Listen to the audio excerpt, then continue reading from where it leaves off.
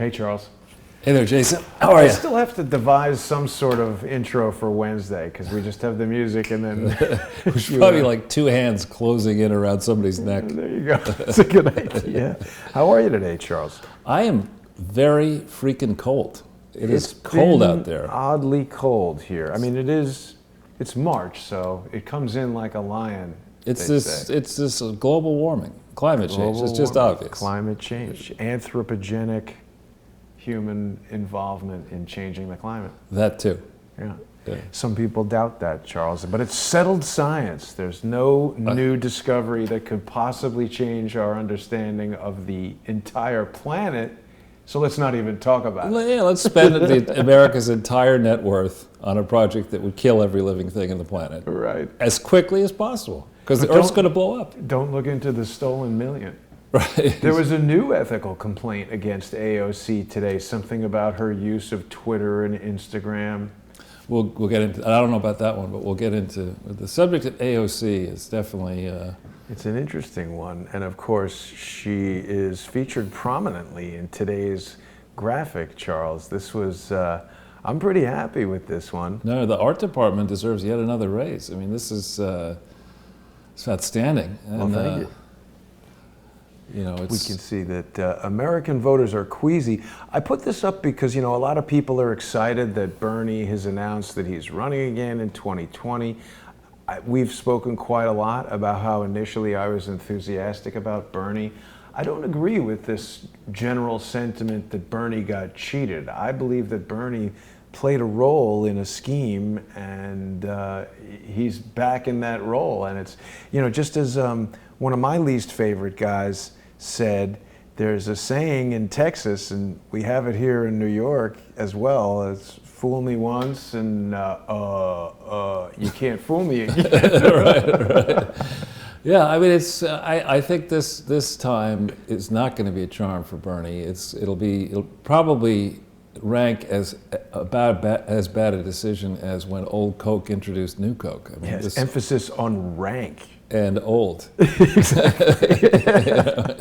So I think, and as far as the blubbering bartender is concerned, I mean, I'm sure she's very nice and personable and is bouncy, and it's interesting to be around her. And, you know, it is a major league accomplishment to get into Congress at her tender age. But what's that word of advice, that phrase of advice? It's, you know, better to leave everyone guessing how smart you are than to open your mouth and remove all doubt. Yes. And it's each time this poor person stands up and tries to defend a position, one's more loony than the next. Yeah, really bad, really bad. Which frankly, you know, if the Republicans should do everything they can, they ought to think about making her a Fox News contributor. Well, I guess you can't really do that, but you know, they ought to get her out there on as much media as possible. The optics are terrible, though. She's telling everybody about this new Green Deal, which quite obviously had like no consultation from any scientists whatsoever. It literally is like a third grader's plan for how to save the world. No consideration for practicality, for industry, existing infrastructure, whether or not it would actually, according to the guy who's the head of Greenpeace, kill everything on Earth. And then she's caught flying between Washington, D.C. and New York. Not only huge carbon footprint compared to taking the train, it's usually slower. Yeah. So, I don't know. I don't think she's stupid. I think she's ignorant. Well, and you know, this wouldn't be the first or the last time that an attractive younger person younger female in this case, charmed, you know, a whole bunch of doddering party elders in the Democratic Party. I mean, you know, you think about the team that is running the Democratic Party today is composed of precisely the same group of people who in the 60s and 70s were saying don't trust anybody over 30. Right. And these people are all over, you know, most of them are over 70. And let's think, what was the last cockamamie scheme we learned about involving a very bright young woman, in theory on paper, who charmed billions of dollars out of Silicon Valley? Oh yeah, Theranos. Yeah, it was Theranos, and it was, you know, the average age of the advisory board on Theranos was probably 88 years old. Henry Kissinger, you know, George Shultz, all these people. And, you know, nobody thought to say, hey, you know, can we verify these extravagant claims of yours? No, they all signed up for this project, and investors lost lots of money on some. What's this woman's name? Elizabeth something or other. She didn't even have the 2 sizes too small Boston University T-shirt. That's right. She still managed to charm the dough out of everybody. But her story was preposterous on the face of it. You know, I don't have any graduate degree. I'm at Stanford. I know how to dress sort of like, you know, Steve Jobs and all in black and all that kind of stuff. Look at that. You're Give right. me billions. Yeah. Give me billions. You know, and they say, okay. So AOC takes a look at that and says, well, I'll do whatever her name is one step further. I'll ask for, you know, tens of trillions of dollars immediately. We don't have time to go through these calculations that you're too dumb to understand about this. Just give me all this money. Give me $93 trillion. But Charles, doesn't it seem perhaps like Empress Pelosi has, maybe AOC has kind of fallen out of favor? All this stuff seems to be happening at once. Well, I don't know. I mean, AOC got right behind that the Somali, the person from Somalia, Ilhan Omar, right, and her anti-Semitic comments, and you know they watered down a resolution in Congress, and Pelosi she caved. You know, I got to tell you something with regard to the anti-Semitic comments. When I read those comments, I feel like they're not. She certainly doesn't seem pro-Jewish, but there's this thing that happens when you label something as anti-Semitic, which it immediately turns off a huge number of people and makes them feel like, oh, you're just going right to that. So I'm less concerned with her comments. I'm more concerned with this thing that Laura's been closing in on, where it seems like she does not actually reside in the home that she listed as her permanent residence in Minnesota. Laura went there, no furniture in the house. Her office in Minnesota was L-bolted, L-bracket screwed shut, like nobody was in there and nobody was going in there when the Washington, D.C. office said that's where she was. She seems to have married her brother in an effort to commit immigration fraud. So I'm less concerned with the interpretations of shades of meanings of a stupid tweet than I am with actual, you know. Right, but still, I also think, you know, the standards of what passes for excellent teaching in the best schools, in theory, the best financially endowed schools and the most famous schools in America, I think has gone straight to hell. Yeah. And you know, that you would have responsible people around this Omar and others, connected Linda Sarsour and others. She's not responsible. I'm saying. Yeah. You people that you might believe could be responsible because they're in Congress or they're president of something or whatever, going down a track that, and I don't know specifically whether Sarsour has denied that the Holocaust ever happened or. Well, she's hanging out with like known terrorists, like people who are. Right, and you get that if you spend any time in the Middle. It's been a while since I've been out there, but if you spend any time in the Middle East, particularly in Egypt and other places, you'll run into people who are dogmatically anti-Semitic, anti-Israel. I mean, they want to burn Israel to the ground. Right. And so well, she's pro-Sharia law. She's pro-female genital mutilation. They want an Islamic caliphate in North America, and that means we all go. Yeah, I mean, it's... So speaking out against that is not Islamophobic. It's we would rather not have our government destroyed and have, you know, Muslim Brotherhood take over. Right. So anyway, I do think that this is, while the people, the talking heads in MSNBC and elsewhere and CNN may love both Bernie and AOC and this Ilhan Omar, I really do think that as the voters across the political spectrum think more and more deeply about the stark choices being offered up here in 2020, I don't think it's going to go so well for Bernie and AOC. I agree with that. Right now it's looking like a Donald Trump landslide to me. I agree. I like the look of that. I mean, a lot of people really obviously dislike Donald Trump, and I'm still holding out hope that he will drain the swamp. Even when Obama was there, it took a while for me to realize, wait a minute, this guy absolutely sucks.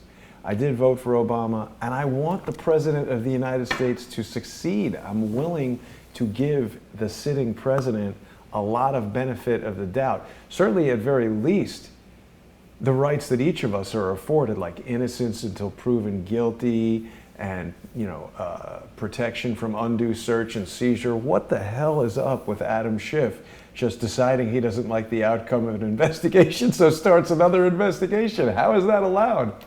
I think there's got to be some counterbalance here, and I don't know what Trump, I do wonder, I don't have this up as one of the points for today, but there's a report on Drudge that Kelly, the former chief of staff, told some reporter that had Hillary Clinton won, he would have been just as happy to be chief of staff to Hillary Clinton. And what? That's ridiculous. I mean, that tells you a lot about perhaps the obstacles that Trump had. I mean, I don't think that I would want as Trump anybody in my cabinet who would have been happy to serve in a senior cabinet level position under Hillary Clinton. I don't buy that argument at all. No. Does General Kelly said that? Yeah, right here, 1 hour ago. Whoa. That's crazy, Charles. Yeah, I know. So, so much for him. Exactly. I mean, I am willing to give somebody like Kelly, who lost a son in combat, and who doesn't wear that fact on his sleeve. He only reluctantly admits it. I'll give him cut him a lot of slack, but I don't understand who would have been vetting. Remember, Reince Priebus was a monumental screw-up. And I think the concession to the Republican insiders was that they put the former Republican national chair in there as chief of staff. I thought he was diabolically horrible. So how then do you go, you make this concession, it's not working out, things are blowing up around you, and with some time, let's say weeks, months into it, you end up with Kelly. I mean, who's doing the vetting for Trump on his senior picks? I mean, I don't know. He's really, for somebody who's winning all the time, he sure surrounds himself with a bunch of losers. I hope that Donald Trump can snap out of it. I didn't get a chance to watch this, Charles, but someone who I'm not impressed with held his first press conference as Attorney General today, William Barr, so I'll have to catch up on that. And let's hope it was successful. Indeed. So with that, Charles, perhaps we should get into the main content for today.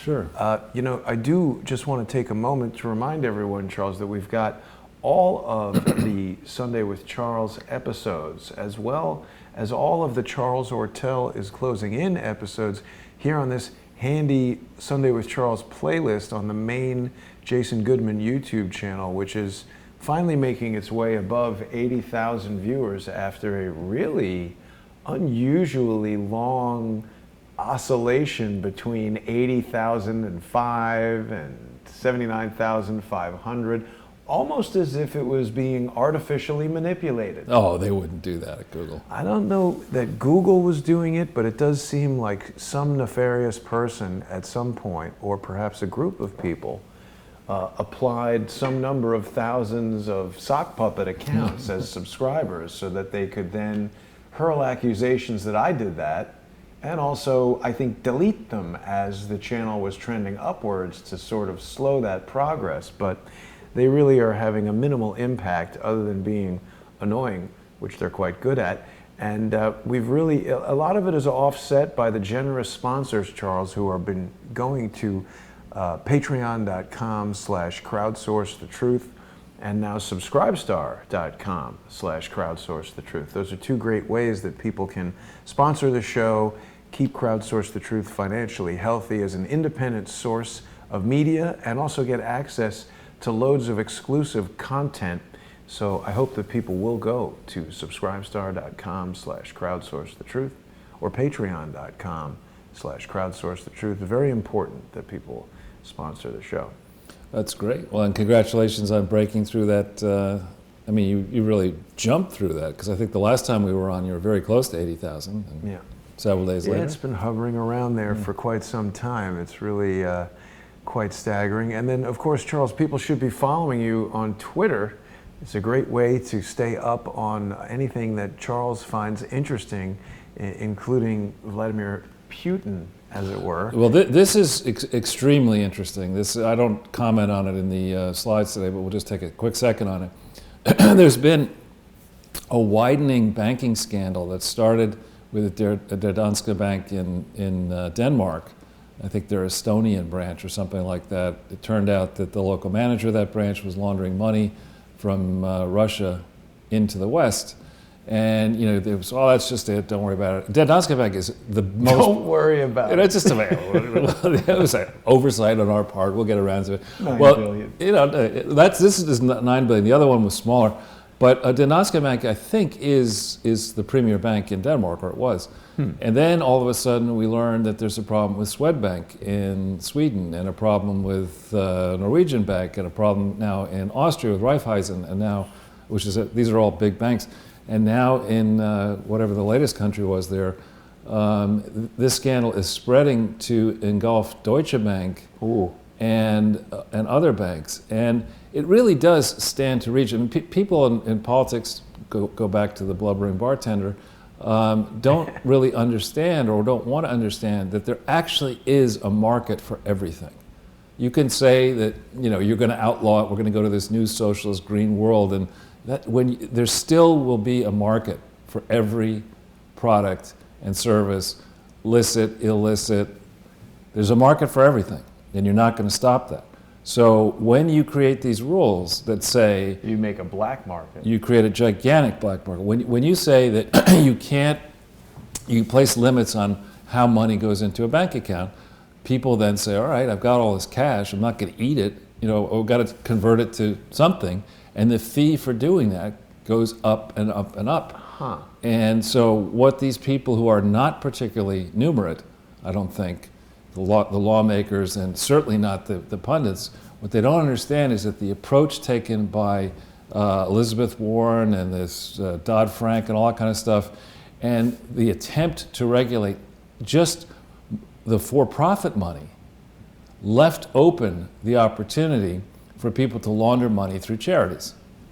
And you know, that is a gigantic opening, which, as we've been demonstrating, I guess this is our 147th video together on the subject, there is a wide, it's almost like you have the opposite of kryptonite when you set up a charity, right? You set up a charity and instantly people's guards go down. They say, oh, Jason Goodman, he's given $1 billion to his charity, and he just wants to give the money away around the world. Everybody says, well, what a generous guy.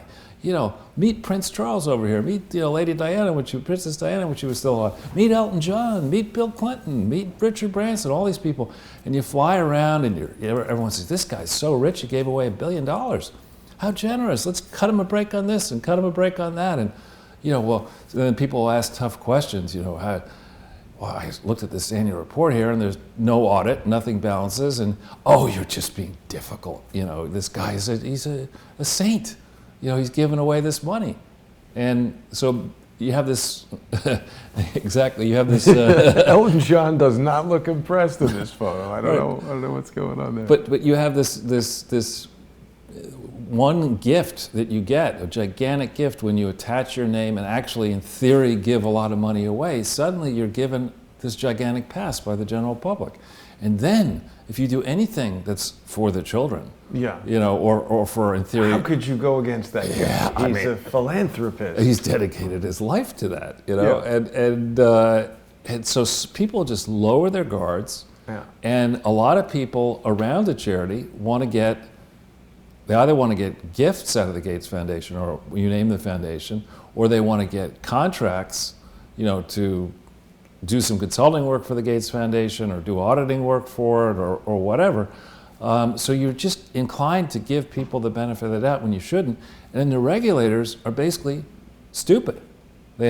Judging by what we see here in this case, the regulators are not applying laws that are on the books to bring, that have not yet done it, to bring the largest set of charity frauds ever attempted to indictments and prosecutions and incarcerations and restitution. They just are not using the tools that are out there, because I fear that this thing touches so many people that these dirty compromises are being made. Well, I won't go after you if you don't go after me. Well, okay, we'll put it behind us and let this lapse and whatever. So this is kind of a long ramble about the Putin story there that was up in the Twitter thing, but apparently that one of the little vignettes there is that in this, the details, apparently one of the people who may have be linked to this in a tiny, tiny way is Prince Charles. Oh, really? Through his charity. What's his charity? Give me all the money? No, he has, I forget the name of it. It might be called Prince Charles's Charitable Trust or something, but he does actually operate a big charity. And that's the problem. You put celebrities together, big name global celebrities together with kooky plans and lax controls, and you're operating across borders where you have the transactions are complicated to begin with, and beyond that you have currencies fluctuating, and you have so many ways for the brigand to say, oh yeah, I took your 10 million, don't you worry, I spent it on what did I spend it on? Yeah, I spent it on AIDS medicine. That's what I did. Yeah, in Zambia. That's what you don't want to go there. It's very dangerous. Our staff is.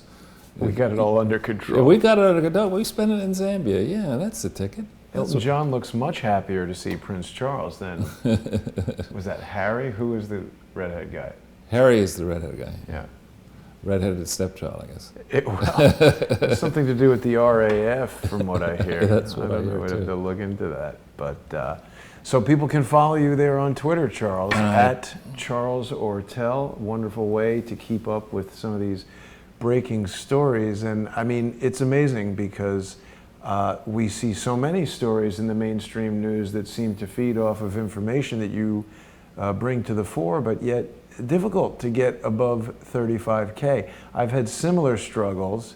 Perhaps I've reached a plateau, but on Twitter, doesn't want to go above 24.6. People can follow Crowdsource the Truth on Twitter at CS the Truth. If you're not following, it's a good way to keep up when there's schedule changes. Like yesterday, we don't normally do closing in on a Thursday, but of course, someone in the Crowdsource community alerted me that there was a appellate court hearing with regard to Jeffrey Epstein. Alan Dershowitz was there. I got a chance to speak to Mr. Dershowitz, Professor Dershowitz. It raised some interesting questions we can talk about if you like. Yeah, we should definitely do that. So without any further ado, Charles, perhaps we should go right into the slides. Sure, that's a great move. Let's do that. There we are. Right, so we have, I think, it's become very clear in this country, we have, people talk about equality, and when it comes to shaping public opinion, equality doesn't enter into it. There's a very limited number of editors, donors, billionaires, who through social media these days, and to a more limited extent now through traditional media, they decide what stories to fan, what to kill, what things to investigate, what never to investigate. Right. And they all talk to each other and go to the same parties and restaurants and resorts or whatever, and they think they've got it covered because they're looking at metrics that, the old metrics that applied well, let's say 20, 25 years ago, 30 years ago. And they refuse to learn for their mistakes. It's like taking a little kid and expecting that kid to ever be able to stand up straight if it doesn't fall a few times first. You got to learn from your falls. And this crowd has not learned. They did not learn in the 2016 epic fall. They think they won in 2018, but I don't think they did. And, so while they're all doing this, they're missing the fact that for the overwhelming majority of people who actually work for a living, get up in the morning and work in the private sector, forget the public sector for a second, in the private sector, and those people in the private sector are first of all seeing how much harder they have to work just to stay in the same place. Yeah. It's back, when I was more actively working through about 1998, you really didn't need to work 7 days a week, checking your internet, checking this, and keeping up. You could actually leave, at least in my profession, which was very pressured. You could arrange, if you got to a certain place, you could arrange it so you'd leave the office, let's say at 4 o'clock on a Friday, and you would go to your country home. You get there at 6:30, and you wouldn't hear about anything until Monday at 9 Yeah, or a.m. maybe Sunday night. But you weren't constantly checking your cell phone and your email and looking at this and trying They didn't exist. Well, yeah, in the Maybe same way. cell phones. You had the big Yeah, 90-pound well, Michael Douglas cell phone. I'm thinking 99, 98, you had like the, the dial-up, first time I ever heard dial-up internet, like, what the hell is wrong with my phone over here? But you see, you didn't have to do that back then. But now if you're in the private sector, you're working 7 Kinda days. on call 24/7. And you can't say, that I'll answer that email in 6 months. I mean, or a text message. I mean, you're getting text message, whatever. And whereas, and the pace of change is the pace of disruption in the private sector is speedy. Whereas the pace of operation, I don't want to call it progress in the public sector because it's certainly not progress, is glacial. I mean, if we relied on the public sector to prepare us, we may as well just give up. And it's a good thing we're only spending $6.5 trillion a year on the public sector. You know what I was thinking about today, Charles? For people who really want to test out socialism, there's a very clear example of it in operation for a long, long time. And for people who want the government to pay for health care or whatever they want to be socialized, all you got to do is go into the post office and compare that experience to FedEx. Right. Now, FedEx is generally, I would say, certainly 2, maybe even 3 times more expensive. But you got to compare a given service to a given service. FedEx has a ground service that is about the same speed as most post office services, and that works a lot better than the post office. I mean, the lines are huge. The service is totally incompetent. So if people want to see socialism in action, there it is. Yeah.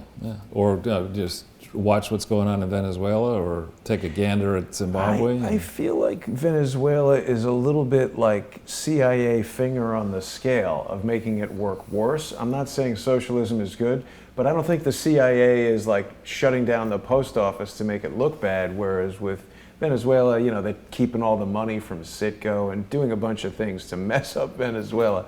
We might differ on that a little bit, but... Well, aspirationally, the notion that society would be structured to give everybody the same opportunity, everybody who wants to chase opportunity, the same opportunity to do that, and that we should care that there wouldn't be enormous disparities between, the overwhelming majority of the population and a tiny few. I mean, there are elements of that you can wrap your arms around. But I think you're right. It's unfair to describe what's going on in Venezuela as socialism. It's sillyism. What AOC is talking about is rank idiocy. I mean, you have, I love that Sam Zell, he's the famed billionaire real estate investor he buys at the bottom and sells at the top. He very reliably does it, and he doesn't care what you think. And on TV, he was asked about this, and he didn't realize he had a hot mic on, and the words came out. He described AOC's idea, a modern monetary theory of the Green New Deal, as a crock of bullshit on CNBC, where you're not supposed to curse. Yeah. So, but while the elites are so comfortable here, and while people are nailing Donald Trump, anything that happens bad, it's all his fault. Anything good that he does, he shouldn't get credit for it because it happened under Obama's watch. I mean, it's so blindsided, it's crazy talk. But what has been going on quietly, as our viewers know, is we are making slow and steady progress, changing the tone. Before we started on this, back in, you and I started, but back in March 16th, 2015, when I said for the first time, I can't believe the IRS isn't auditing this. Yeah. People didn't say, oh yeah, you're right. A lot of people were interested in it because it was politically, they'd be like, what is he talking about? What does he know? And now if you go and you say, there's a problem with the Clinton Foundation, you'll get, everybody who hates Trump will jump down your throat. But if you have a reasoned discussion, as we have been doing with the viewers, and thanks for listening and watching and sharing, you start talking to people who are expert in accounting and expert in charity law and expert and are willing to look at the facts. And their reaction uniformly is, I wondered what you were talking about at first. I just can't believe why this isn't wrapped up. That makes 2 of us. Right. So with that, we'll just quickly talk a little bit about the disclaimer page, because I do see you have a bunch of new viewers. And this approach, this is, I hate using this phrase, but I'll use it anyway, this journey we're on together, is not me lecturing you or Jason lecturing you. It's trying to give the audience, a wide audience, an engaged audience, links to hard facts that you can use to try to process the enormity of the scandal. And it's also, we've been laying down markers. People, this is one of the reasons I was so excited to start doing this with you, Jason, when we started back in June of 2017, is that the existence of this body of work, this podcastography, or whatever you call it, does... The oeuvre. No, our joint work. If I've pronounced that correctly. Those eggs, yeah. But anyway, whatever. So it gives us the ability to go back once this does finally come public, the true extent of what people didn't do when they should have done and are now doing, we believe. It gives people the ability to say, now wait a minute, Ortel and Goodman brought this up in August of 2017 and in September, and pick dates. They said that what is it taking you guys so long to do all this? What have you been doing? We've been trying to put that guy out of business and it's just not working. Yeah, exactly. So our approach here is to give you, the viewers, a summary of what we think are important topics and then provide links to these new revelations. We didn't start with a specific idea, at least I didn't, of exactly which episodes I wanted to do at each, looking out 6 months in advance. Instead, we said there's a gigantic ground we have to cover, a gigantic canvas we have to paint. Let's take, digestible bites, which are actually much longer than a typical podcast, is averaging about 2 hours plus. And thank you for your patience in watching. Let's take these digestible bites and link them into the interesting topics of the moment and just take this apart systematically, piece by piece by piece by piece. Today we will introduce you to a new dynamic, a new dimension of this fraud that is truly LOL funny. I mean, it is sad and LOL funny. Joe Rogan's been doing 3.5-hour podcasts. He had Alex Jones last week or something, and then now he had Jack Dorsey from Twitter with Tim Pool. I don't know if people know Tim Pool, but he's quite good. He's an independent journalist who just does a podcast in his office or his apartment or wherever he is, but he's a really smart guy, does great research, and he kind of took the arguments of Twitter apart. No, yeah, I heard that was major. Very impressive. So if we jump to the next page, I've been doing a series with this, I call her Katya Blainova, out in a satellite town, city, an old city actually, in Russia that is not St. Petersburg and not Moscow, and I can't pronounce the name of it. But this is, the way we work is she has questions that she comes up with, and she sends me these questions, and I do my best to attempt to answer them, and then she weaves these stories together. She asked me a couple days ago, what did I think was going on with Shifty Adam Schiff and the Democrats, and is this really, what are they trying to accomplish, and in the end, is it going to help or hurt the Democrats? And my view is that it is so far over the top, so absurd, and such a distraction from the important issues that face this country. I mean, and sure to prompt Donald Trump into not doing anything to cooperate with Democrats. I mean, this is you want to gum up the infrastructure compromise that would be out there. You want to gum up an immigration compromise. You want to, impede the peace process around the world. You want to ensure that Donald Trump will punch back really, really hard, then you do what they did. And this on the heels of, I would argue, incredibly dishonest behavior by Schiff especially. I mean, getting at this whole idea that you would be the ranking member on the committee or whatever, you get these confidential briefings, and then you knew what was going on, for example, many of these things, and then you subsequently pretend, I didn't know about that. Or, you don't think anybody's going to notice that you're not really supposed to be talking to the press, but yet you turn on MSNBC, there he is, CNN, He's over there, ABC, NBC. He doesn't think anybody's going to notice multiple dead prostitutes at one of his major donors' house. So why would he think anybody would notice any of this other stuff? Right. But it's really, what on the positive side, if we could hit this link here, this is one of the links mentioned in her piece, and this is really fascinating. I've had personal experience working with many law firms, but a fine one is this one that you can see right down here. Jones Day is originally a Cleveland, Ohio-based firm. Now it's a big international firm. And this, basically the DNC sued Russia and others, alleging collusion. And this is a brief that has been filed, a memorandum of law, attempting to get the DNC case thrown out. And if you just scroll down a little bit, it's kind of interesting in the tone it takes. We could just keep it to get to the first page of text. It's a lot of work went into this. Well, it's a hell of a. And basically, what you do in a memorandum of law, my understanding is you stop here. This is very, I would argue, non-legalese.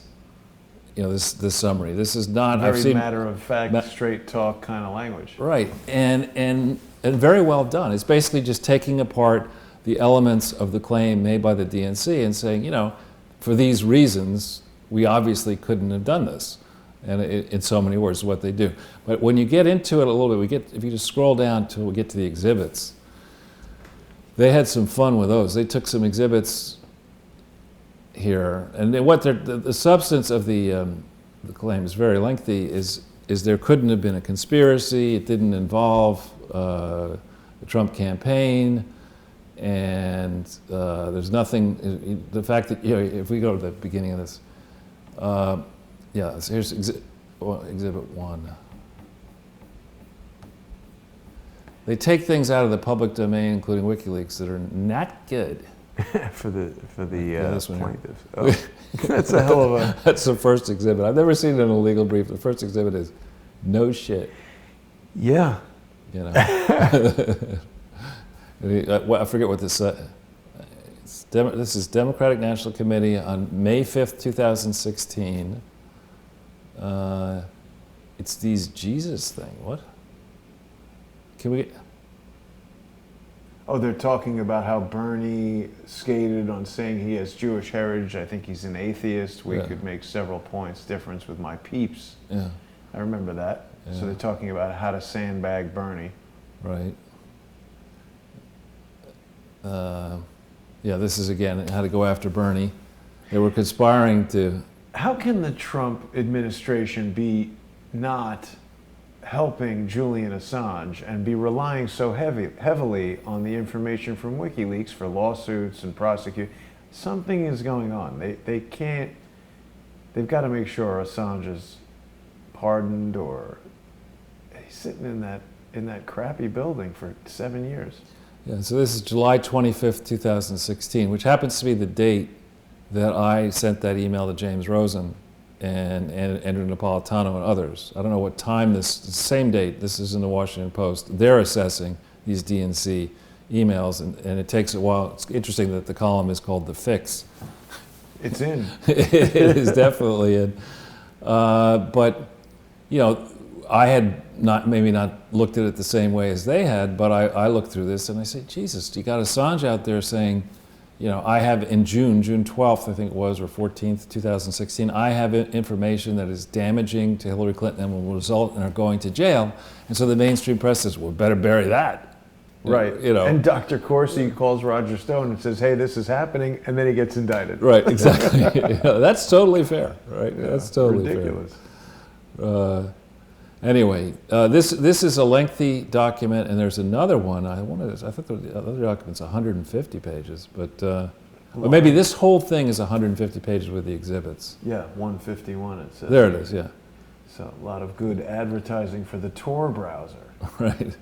We don't have to go through much more of it, but if you want to, there is an argument here, a counter-argument to the Russian collusion delusion, which doesn't get, when it comes to the typical treatment by the Democratic punditry, I don't even know if it's fair to call it democratic, You always, if it's Hillary Clinton or Bill Clinton, or Barack Obama, you have to give, if there's an alleged crime, give them the benefit of the doubt. I mean, we have to be fair here. There could be factors that we're not considering. If it's a Republican, guilty.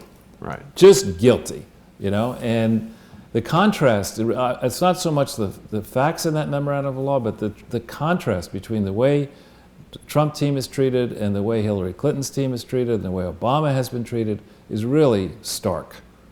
And it should reveal at some point the evident bias in the mainstream, what remains of the mainstream report. I can't see. This is the classic Cialis commercial. So another thing that came out, there's a fantastic number of journalists at the Federalist. One of them is this Margot Cleveland, and another one is Molly Hemingway. But this, apparently they've been trying at the Federalist, if you go down it a little bit, they've been trying to get information, and that's Andrew Weissman, been trying to get these documents. And Sidney Powell, of course, has written a lot about this. This is Margot Cleveland. She does fantastic work, as does Molly Hemingway.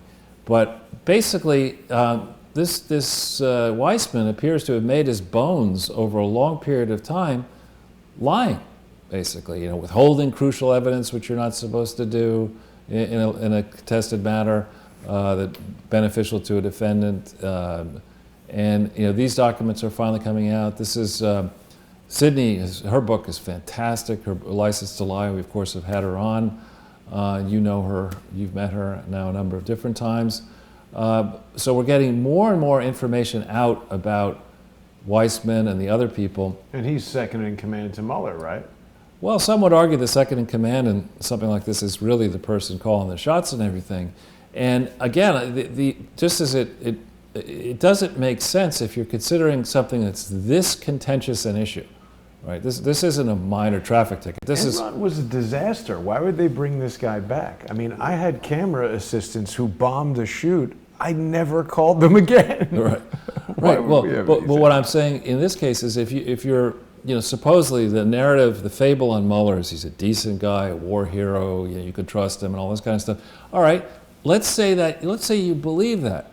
Then a person like that who is the soul of justice, who's even-handed, would look at this and say, you know what, I better make sure that there's balance on my team, because whatever we conclude, at least close to half the country is going to be upset with us. And if it's just a whole bunch of anti-Trump partisans, pro-Clinton apparatchiks on the team, then that's not going to help very much if we come to a conclusion, for example, that we decide to indict Trump.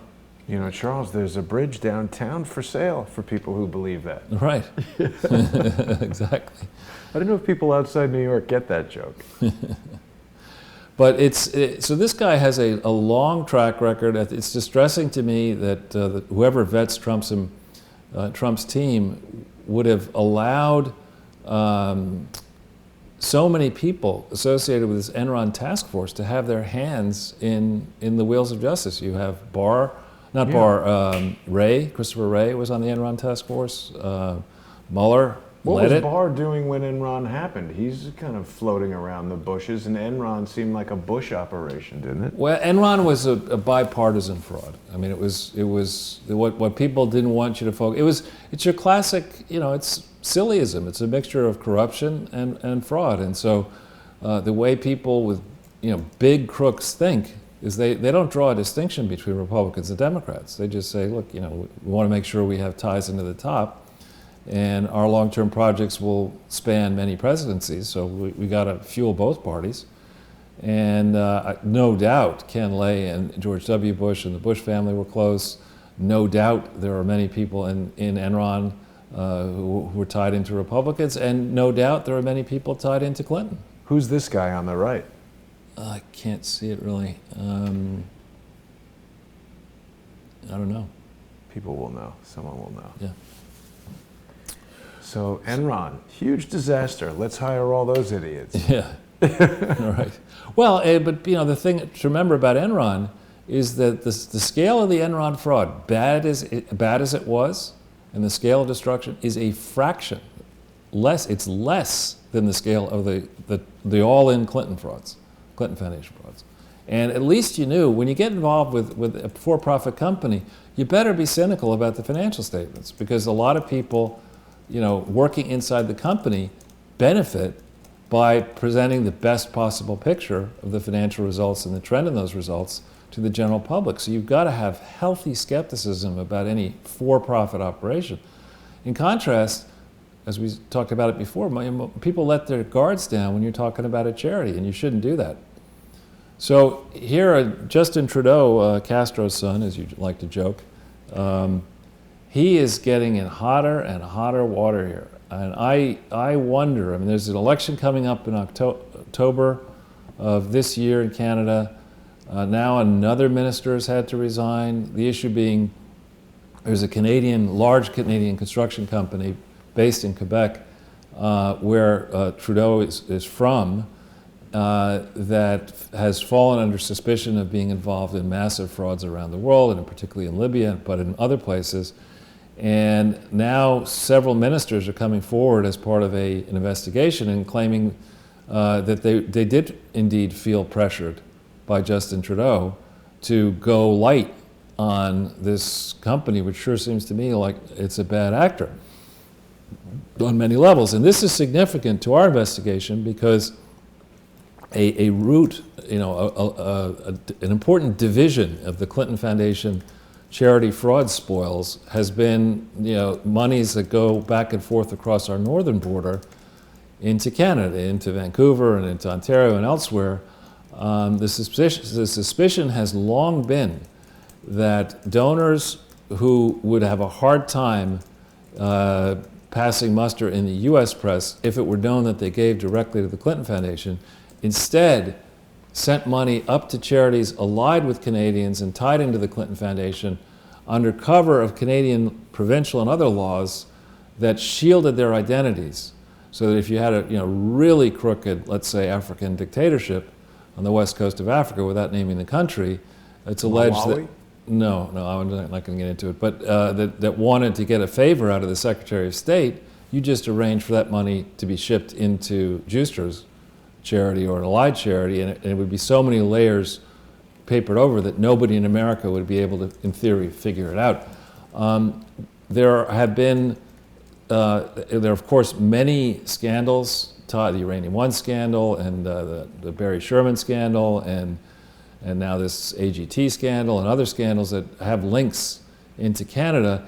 And there have been public reports suggesting that the Canadian government indeed had mounted investigations into these matters, but the suspicion has been that those investigations were stopped or impeded by Justin Trudeau or people in his office. So if this SNC-Lavalin thing gets bigger than it already is, I think there's a pretty high likelihood that Trudeau does not survive.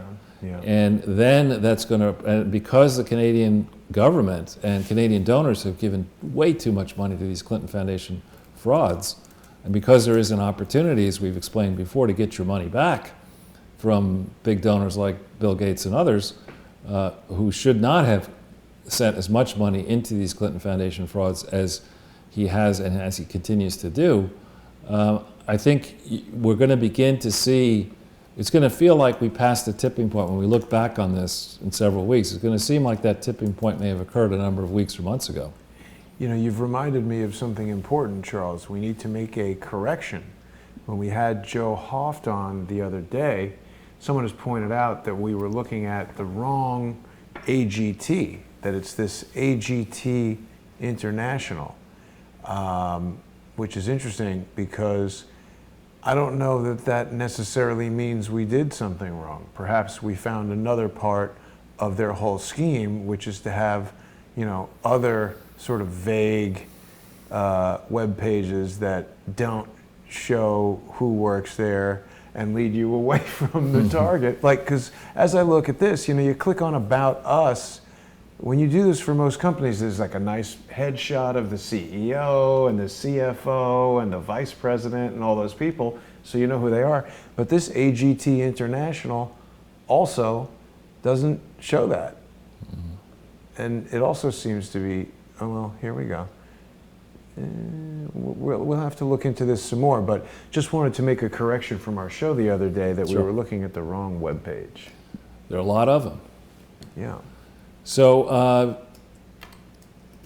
I guess the next one here, we have this question. Thomas Lifson, I think, has got another great piece. He does fantastic work at the American Thinker. So we don't really know exactly what happened to the money that seems to have been spent by AOC's campaign. And we don't know enough about this puppet master, Chakrabarti. It's a great name. It is a great name. And whether the money is being transferred by left-leaning, right-leaning, or whatever leaning donors into these politicians' hands, the system that exists is badly broken. You know, it just really is badly broken. It takes too long for the public to try to wade through the maze of paperwork that people file. There are not enough serious consequences for people when they break the laws. And you know, to me, this whole narrative that an attractive bartender could take down this political insider in a Democratic district as easily and as readily as she did, with precious little focus on what it was that she actually was going to do once she got into Congress. She's going to buy an Apple Watch and a bunch of expensive clothing. Right, get a nice apartment. Why not? Yeah, what do you mean? She's very focused. Right, so it just, I mean, journalists, I think, who were covering that campaign needed to have done a far better job than they did do. Journalists now, I commend Alana Goodman and Thomas Lifson and others who are really digging in now to this. I would guess if we dig even more closely, it would not shock me to find that perhaps money tied to Soros or maybe Thomas Steyer or people like that decided that they could tilt Democrat stronghold seats more sharply to the hard left by doing what happened here. That's another book. What happened here? What the hell happened here? Yeah. So have to look into that. Yeah, and then Hillary Clinton, we had 2 days ago, she had basically said she's not running. And this thing gets 15,000 shares in the Hill. And there was quite a reaction to it. And then the next day, there's a story saying, well, actually, when she closed the door, she didn't mean to close it completely. Right. You know, and so It's like a little kid. I'm leaving. That's right. I'm going home. That's right. I hate you now. That's right. Man, second thought. She's like, did I leave the oven on? That's right. Right. Oh, Hillary Clinton, please run. I can't wait to see her lose again. Yeah. But at this stage, I mean, here it's March 7th. She announced the first time in 2007, she announced January 20th. The second time in 2015, she announced April 12th. And So she could do it in April. Well, what she's saying now is she's waiting to see what's in the Mueller report. That may affect her. Come on, you think Hillary Clinton doesn't know what's in there? She's writing it, probably. Exactly. She just takes some excerpts from what happened. Right. Yeah. Have a few cocktails and sit down at the unsecured server and bang out a few lines. That's right. I'll take the conclusions and I'll take the prosecution recommendations. Now, you know, to call out the Obama Foundation here, I really, there's a limit to my patience, and they have exceeded my limit.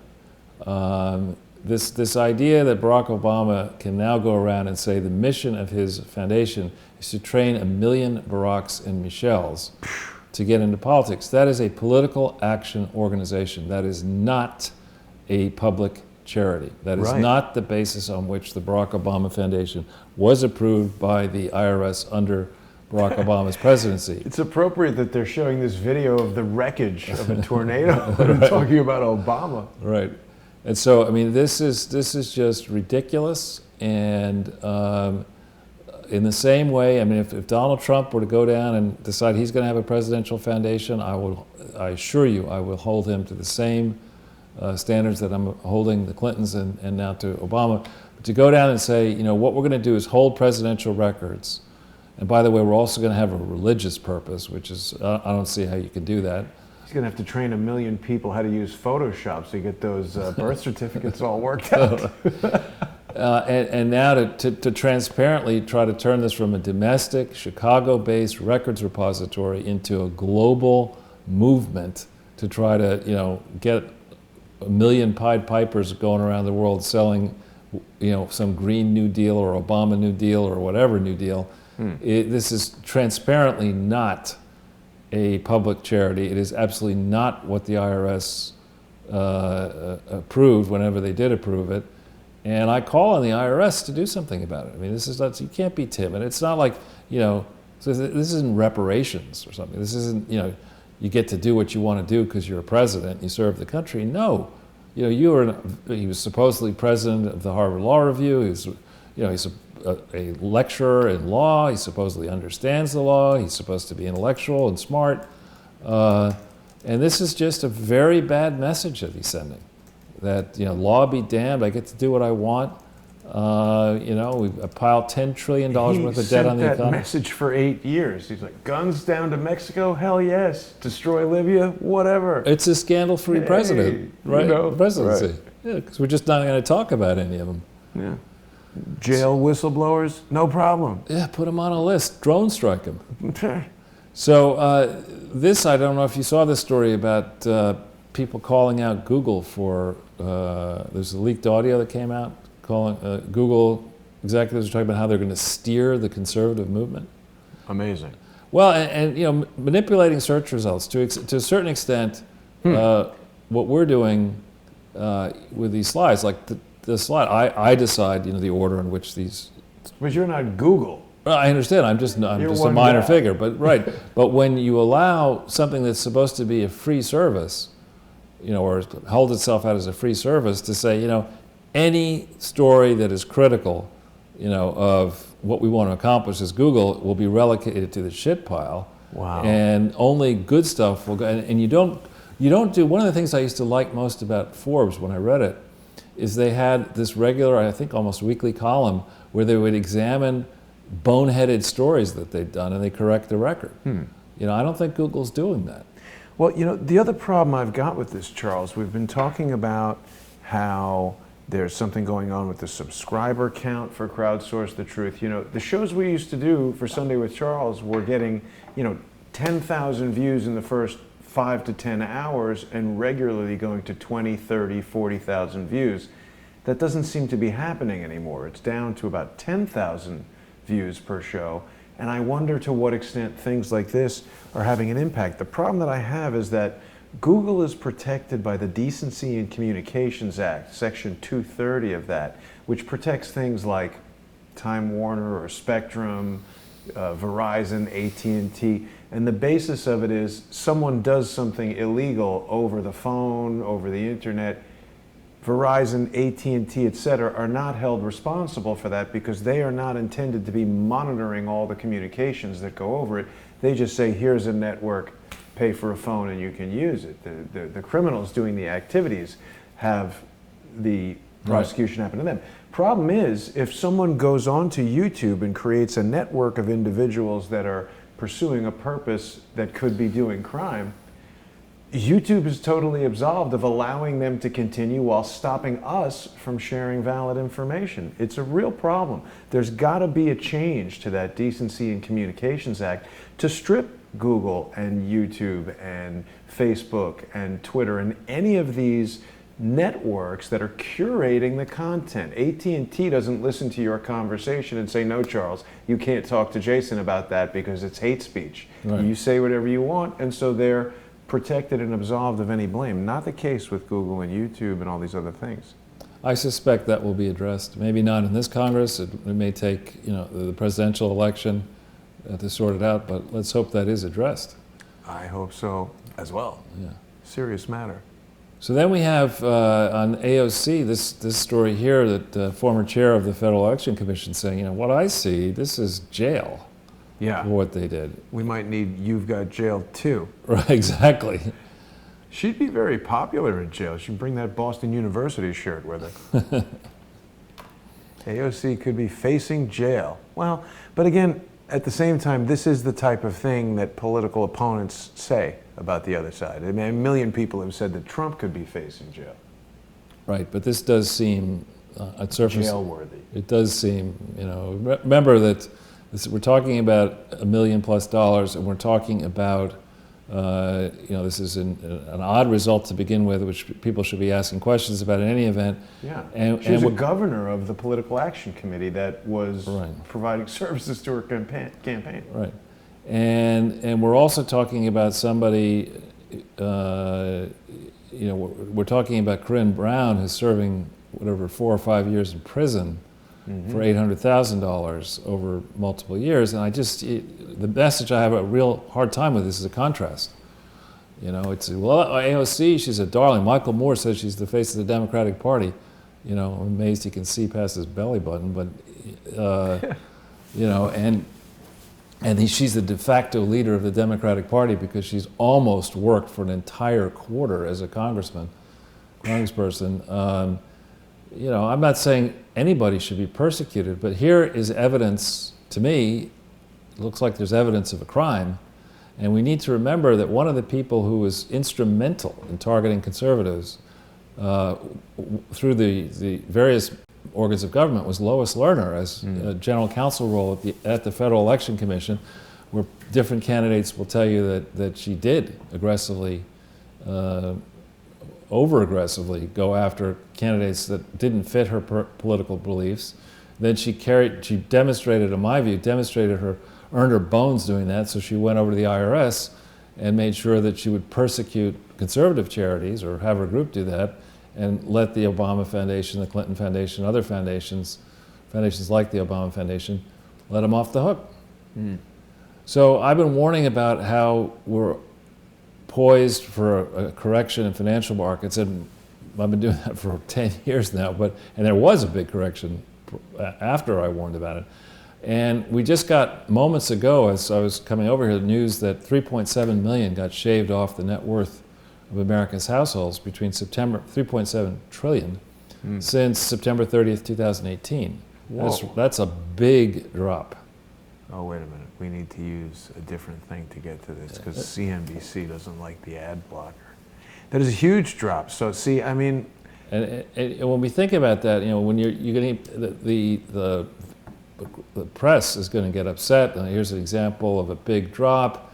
But let's think about that number. 3.7 trillion is a serious amount of Benjamins, but it's roughly, call it a 3.2% drop.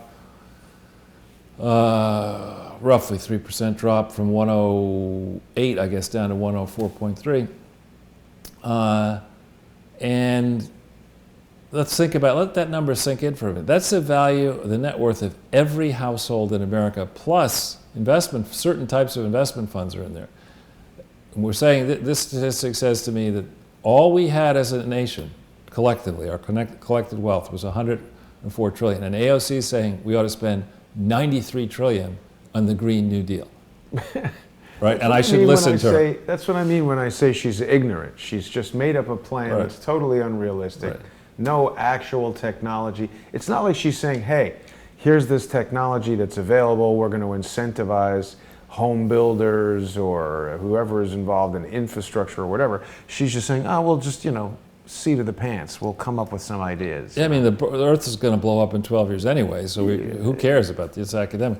Right. Well, but the interesting thing is that in her family, evidently, common sense skips a generation because her mother is smart enough to know that she better get the hell out of New York State, so she's moved down to Florida. The mother moved out. Right. So she has the financial sense in that family, and the daughter is, okay. To escape property taxes. And I guess she calls herself the mother BOC, whereas the daughter is AOC. What is the mother? Oh, what's the mother's first name? Blanca or Bianca or something like that. Yeah. Ocasio-Cortez. Huh. That's interesting. So, with that, before we get into this new charity that we haven't really talked about, I wanted to address an issue of fairness in the timeline. If we go to the next slide. We have had now, we're waiting Mueller's report, right? And we've had a lot of talk going on about how Donald Trump and the campaign allegedly rigged, corruptly influenced the results of the 2016 election, right? And we have Mueller and Weissman, and we have the 13 or whatever it is, angry 19, whatever they are, angry Democrats on that team. We have the circus performers in the media, running with any damaging story against Trump, and then when it turns out to be false, or, we won't talk about it. But let's go just step by step through this. On August 4th, 2016, as he was about to go off to Martha's Vineyard, he offers comments. President Obama offers comments. At any time the President of the United States is saying anything, that speech is invested with gravitas and authority ordinarily, right? The fact that he is the president, he or she, or if we ever get a female president, which I hope we do, you get deference. And here he is, and people are getting ready to enjoy the balance of their summer vacations. He's off to Martha's Vineyard, and he starts lecturing Donald Trump about suggesting that it's possible that the elections of 2016 might be rigged.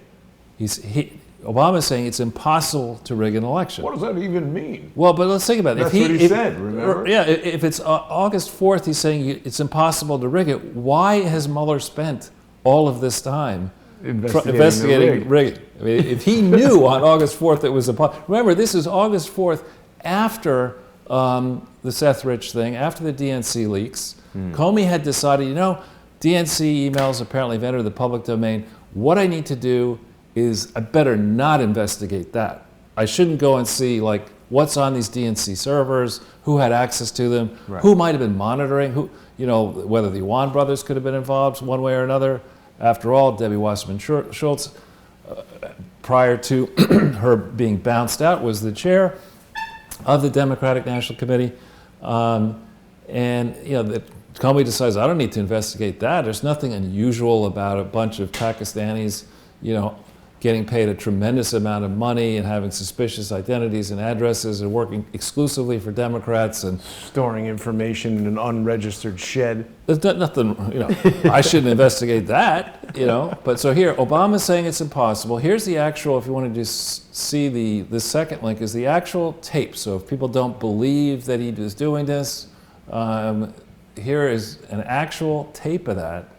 Should we listen to it for a second? If you can. I mean, I shouldn't investigate that. And see, we've got some other audio going somewhere. Let me turn that down. Hang on. Yeah. Sorry, Charles. It's okay, but here in this scene, it's almost set up. The president is. Can you promise the American people that this election will be conducted in a fair way? And are you worried that comments like his could erode the public's faith in the outcome of the election? And if he does win, given that you've just declared him unfit, what will you say to the American people?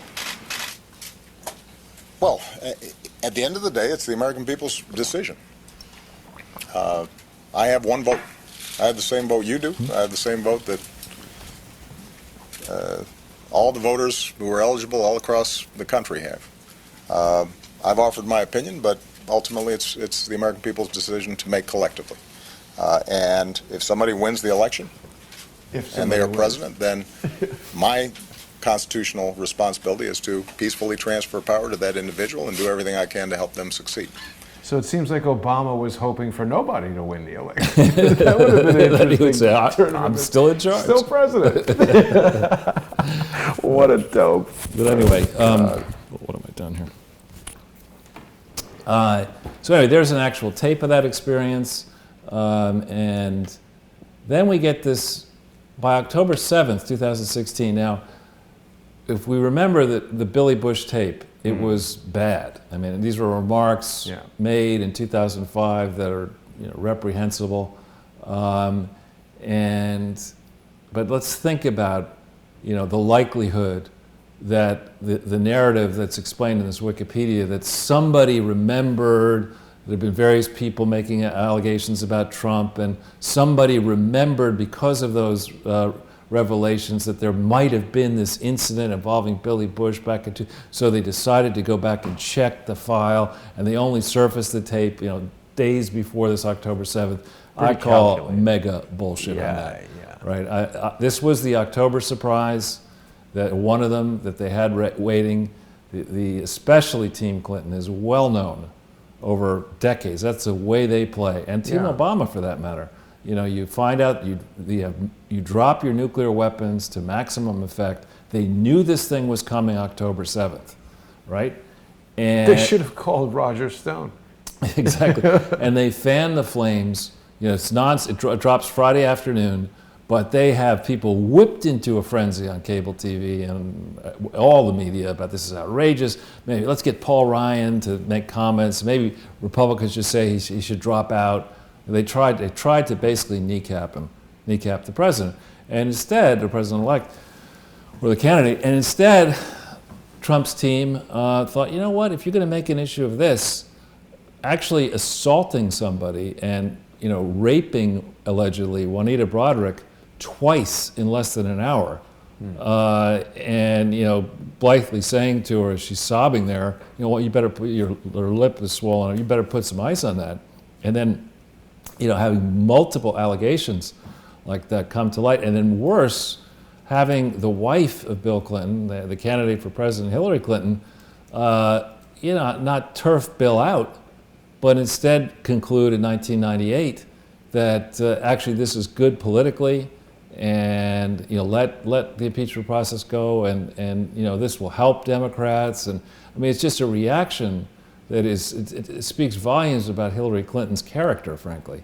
And they're not good volumes. They're not good at all. So Trump, he pitches back hard, and then on the 9th of October, in the debate, first he flatfoots the reporters by leading them into a press availability at the debate scene, and there are 4 accusers, and the press is completely blindsided.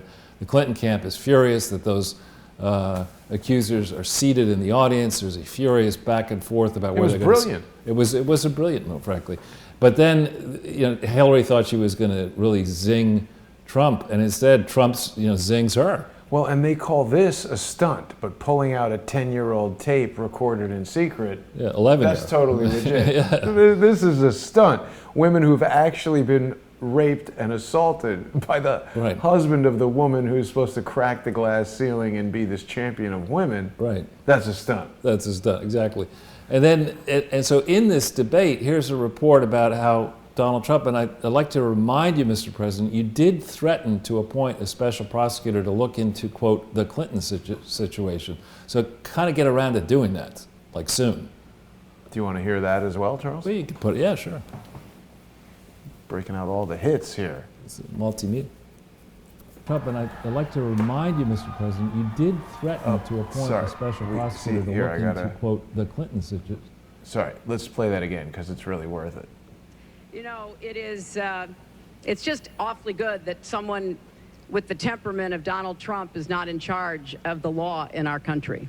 Because you'd be in jail. Secretary Clinton. Charles, when you go to like a restaurant and they have a football game on TV and people are like yelling at the screen and getting all emotional, I always feel like, what is wrong with these people? But I was literally sitting right there when that debate was live. And when Trump did that, I popped out of the thing and like, yes, at the TV. I couldn't believe it. It was fantastic. Yeah. But where is that? That's the one campaign promise I really do want him to fulfill. Right. Well, let's hope he does.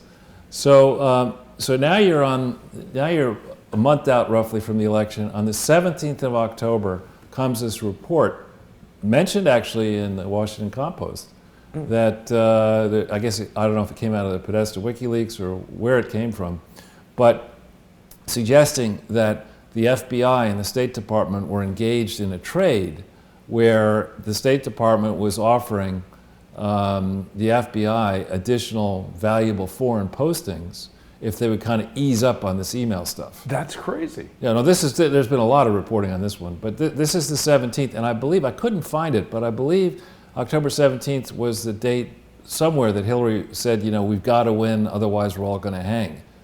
right? You know, so this October 17th date is a pretty important date. And the degree to which the FBI might have been, you know, elements of the FBI might have been, Dopey James Comey here, doing level best to tip the scales to Hillary Clinton by ensuring that the full extent of this investigation into mishandling of classified information never saw the light of day. We've in the past talked about the older trail going all the way to July 6, 2015, and then July 10th, 2015. I mean, why is it when you know, centuries ago when I went to college, in high school or whatever, and graduate school, your mid-year exam typically didn't count, right? It was a practice. It didn't count. It wasn't heavily weighted in your final grade. Is that why they called it that? And that's what I wonder. I mean, sometimes there's a telltale tell. Right. In the title that you, maybe it's a big inside joke, we'll just call it, it's going to be like, it's a mid-year exam, you know, it's a pop quiz, it doesn't count, you know, and we'll go through the motions and, you know, we'll... Operation Sudoku was already taken. Right, exactly. But anyway, so this is a real serious problem pops out. And then Time Magazine publishes this really tough rebuke by Barack Obama here on this one here. Basically, you know, would you stop whining, Donald Trump, about rigging the election? You know, and because what I think here he's saying on that's the old one. This is Time. I don't know if I gave you the right link. Maybe. Oh, well, this is still a good one. The election will not be rigged. Yeah. So he's like, well, how do you know that? Because I know. Yeah. He's like, oh, well, I mean, I've heard. I don't know. Right. How can you say that? It's like... But the point being that they're very, very sure of their ground. And, you know, here's the President of the United States going out and making these kind of comments. Obviously, it was an open secret. I guess I did put it in the wrong link. It's my fault. This one here? But, yeah, don't hit it again. There is a Time Magazine piece that I just didn't get the right That was link. still a good link. I mean, this is like, you know, there's a maniac loose on the internet telling me what I don't know about how to hack the federal government. He seems to know a lot about it. So then the final debate here is on the 19th, and we get reporting later on in October 10th, 2018, that there was a secret plan that had been put together in case Trump rejected the 2016 election results, right? So and this is, you know, reporting done later on records that were subsequently found. And I could believe that they'd be agonizing, saying, you know, what's going to happen. We're looking at it right now. Right. But see, October 2016, senior staff were trying to figure out what would happen if Hillary won and Trump refused to accept it. What were they going to do? Put him So in if jail. they're going to give that kind of thought to this, you know, don't tell me, don't try to pretend that the motives of, you know, of the Obama administration were absolutely pure. You've got Loretta Lynch letting this Russian lawyer come into the country, which she shouldn't have been coming in, you know, without somebody reviewing that for the Trump Tower meeting. That, I think, was a setup. You have the tarmac meeting is unexplained. Now you have, you know, they really were game planning, scenario planning, what would happen if once Hillary won, if Trump refuses to accept. Don't tell me that you weren't also thinking about what you would do if Trump won to make sure that you didn't get caught, Loretta Lynch. I know, that's it's the internet doing that. Loretta Lynn is good too, but she's not on the tarmac plotting with Talking about grandchildren and golf. sketchy Bill Clinton. Right. She's like, hey, you're next. Look at that picture. You better watch it. I'm in charge of the DOJ over here. Right. I don't trust her at all, Charles. Her defense now is she's saying she doesn't remember anything about the the Ronald FISA wars. Reagan defense. This is the Politico story that after this final debate, he really gets starchy. Obama says Trump's rigged election talk is not a joking matter. You know, he looks suspiciously in this picture like an African American version of the Joker in the Batman movie, but you know, clearly it had risen to the level that it was occupying President Obama's time to think about this. Don't tell me there isn't a record of, you know, how they decided to make this an issue and how they game planned this, and because there is. Yeah. And so if you're this sure that elections could not have been rigged, explain to me how a counter-espionage investigation was opened by the FBI into Trump well before this date. For rigging it. Right, Yeah. for rigging. Please explain that to me. Why wouldn't they just say we're presently investigating him rigging it? Maybe that's why they like Cohen, because they're adept at lying. On the one hand, Judge, we got to have this warrant sworn out because it's possible to rig an election. On the other hand, the president has just reassured the public that you can't rig an election. Right. Which is it? That's why we better seal all the Pfizer warrant applications, because then it would be too obvious that we're just lying. So as we wait for this Mueller report and for evidence that may come out of it, why wasn't there somebody with big boy pants or big girl, whatever you had called Depends undergarments. looking at this and saying, "No, well, hang on for a second. We look really stupid here, right? You can either rig the election or you can't, Right. but you can't have it both ways, right?" So, if we go to the all right, people have been saying to me, "Would you please?" That's interesting. Some arrows disappeared here. I don't know what happened there. But anyway, I thought I was being really artistic, but under the word regulators in the middle, I had some right-leaning arrows showing money going that way. So you were distracted during our preview session, or we could have Yeah, that's okay. fixed that. It's okay. People can imagine an arrow here. Right. Which direction is it going? To the right. Got it. Right. So we're going to talk to you about what's a typical international charity scam. So one section of the book that I'm working on here, I'm working on several, the basic headline approach is you're merchants of misery. You're making money off of misery.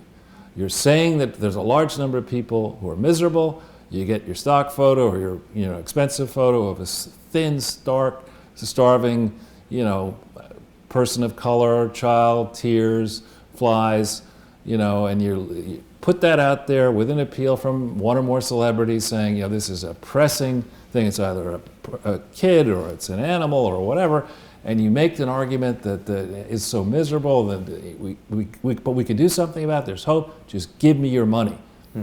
And you arrange for torrents of money to come towards your scam, right? And you typically involve, you got big global problems. People, particularly the older people, can say, before I go, I'd really like to do my part to try to address this problem. Hurricane relief, starvation, HIV/AIDS, you name it, global warming, and so that's the premise. You start with that. You're merchants of misery, and then you have two pools of money. The real pool of money that I think is big is from small donors. Because you see that if you notice the appeals that go out, and Fox and Friends does a lot of this, where something happens and they put out an appeal for money, and next thing you know, the family gets $500,000 when they needed 20. That's McCabe. Oh yeah, okay, right. But deserving people as well. Right. The scale of the amount of small money, people are comfortable in 2019 using the internet to send bits and pieces towards a problem, and so I actually think the larger pool of money that actually went towards the fiction being sold by the merchants of misery was from small donors, and then the large donors tend to be a bit more careful about making sure that there's evidence there's a charity, although not always the case. So the key to an international charity scam is to make sure there are no controls. You make sure the board of directors is conflicted, right? That the directors are conflicted, that you reach out to the worst auditing firm in the world, which as far as I can tell is BKD. There may be other really bad ones. You make sure, you got a scam, BKD is your man, the flim flam firm. And sometimes you're going to have crooked donors, and it seems in this case of the Clinton Foundation, we have crooked regulators. They've managed to figure out how to get inside the bowels of the IRS and other taxing authorities around the world and make sure that no investigations go anywhere. So this is the pull of the money. It's heading that way. It's heading to the right.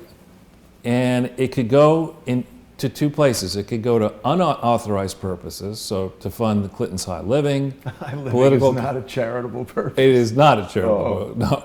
political campaigns, you need bribes. You can't go to your bank and say, look, I need to take out a loan. I need to pay a $10 million bribe. It doesn't really fly when you, Right. say, hey, send your tax-deductible bribe to the Clinton Foundation. Right, that doesn't work so well. So you have, a big percentage of this money that's raised, let's say for tsunami relief or for Haiti or whatever, definitely goes to unauthorized charitable purposes, which is why you need the crooked board of directors and auditors and donors and regulators, because they obviously cannot check any of this, because if they do, you can't get away with it. So a hint here, when you see a charity, an international charity that has this conflicted board and it doesn't have audits, you should know right away, chances are it's a fraud. Don't give it the benefit of the doubt. Don't lower your skepticism, increase your skepticism. Have you done a Charles Ortel red flags of fraud? Because I know that like Accounting Web has that and a couple places. I should do that, Yeah. So you have the red stuff is all bad. Then you have the green stuff, which ends up in what passed for books, right? The accountants will say, all right, whatever, along the way, whatever the Clintons did from October 23rd, 1997 to the present, you add all that up, it's about $3 billion. Accountants and directors and people have blessed this. But the game is not over. Just because they blessed it doesn't mean that a portion of the authorized money could actually be diverted as well. Because if you're not going to Zimbabwe or Zambia or Haiti or whatever to see what the Clinton Foundation is actually doing once they get there with your money, you don't really know. You're taking the word of some country manager. So this is the block, a theoretical block of money that you've sourced in total. And again, theoretically, the amount that is diverted is in red over there. It's all the unauthorized purposes and a portion of the authorized, and a small percentage of the total money raised actually goes, in theory, to the authorized purposes of the charity. And this is damaging on many, many levels. It's just like false the Smollett or whatever you call a person's name, accusations. When you mount a campaign and you say, look, we truly do have a terrible problem, whatever that may be, and then it becomes true that the former president of the United States, multiple of them, and internationally famous celebrities and accounting firms that should have known better and law firms and other people, rich people, have allowed this to go on for almost 22 years now. There has to be a reckoning. And so that people learn, you don't do this. Yeah. You don't divert sums from a cause that may be worthwhile and line your own pockets to live in a way that you don't deserve to live because you've never had a decent day's work in the private sector, though you may have, in theory, served the public in your role as president and senator and secretary of state. So as we speak at this moment, the rules have not been brought into the type of focus to prevent this type of money laundering through a charity.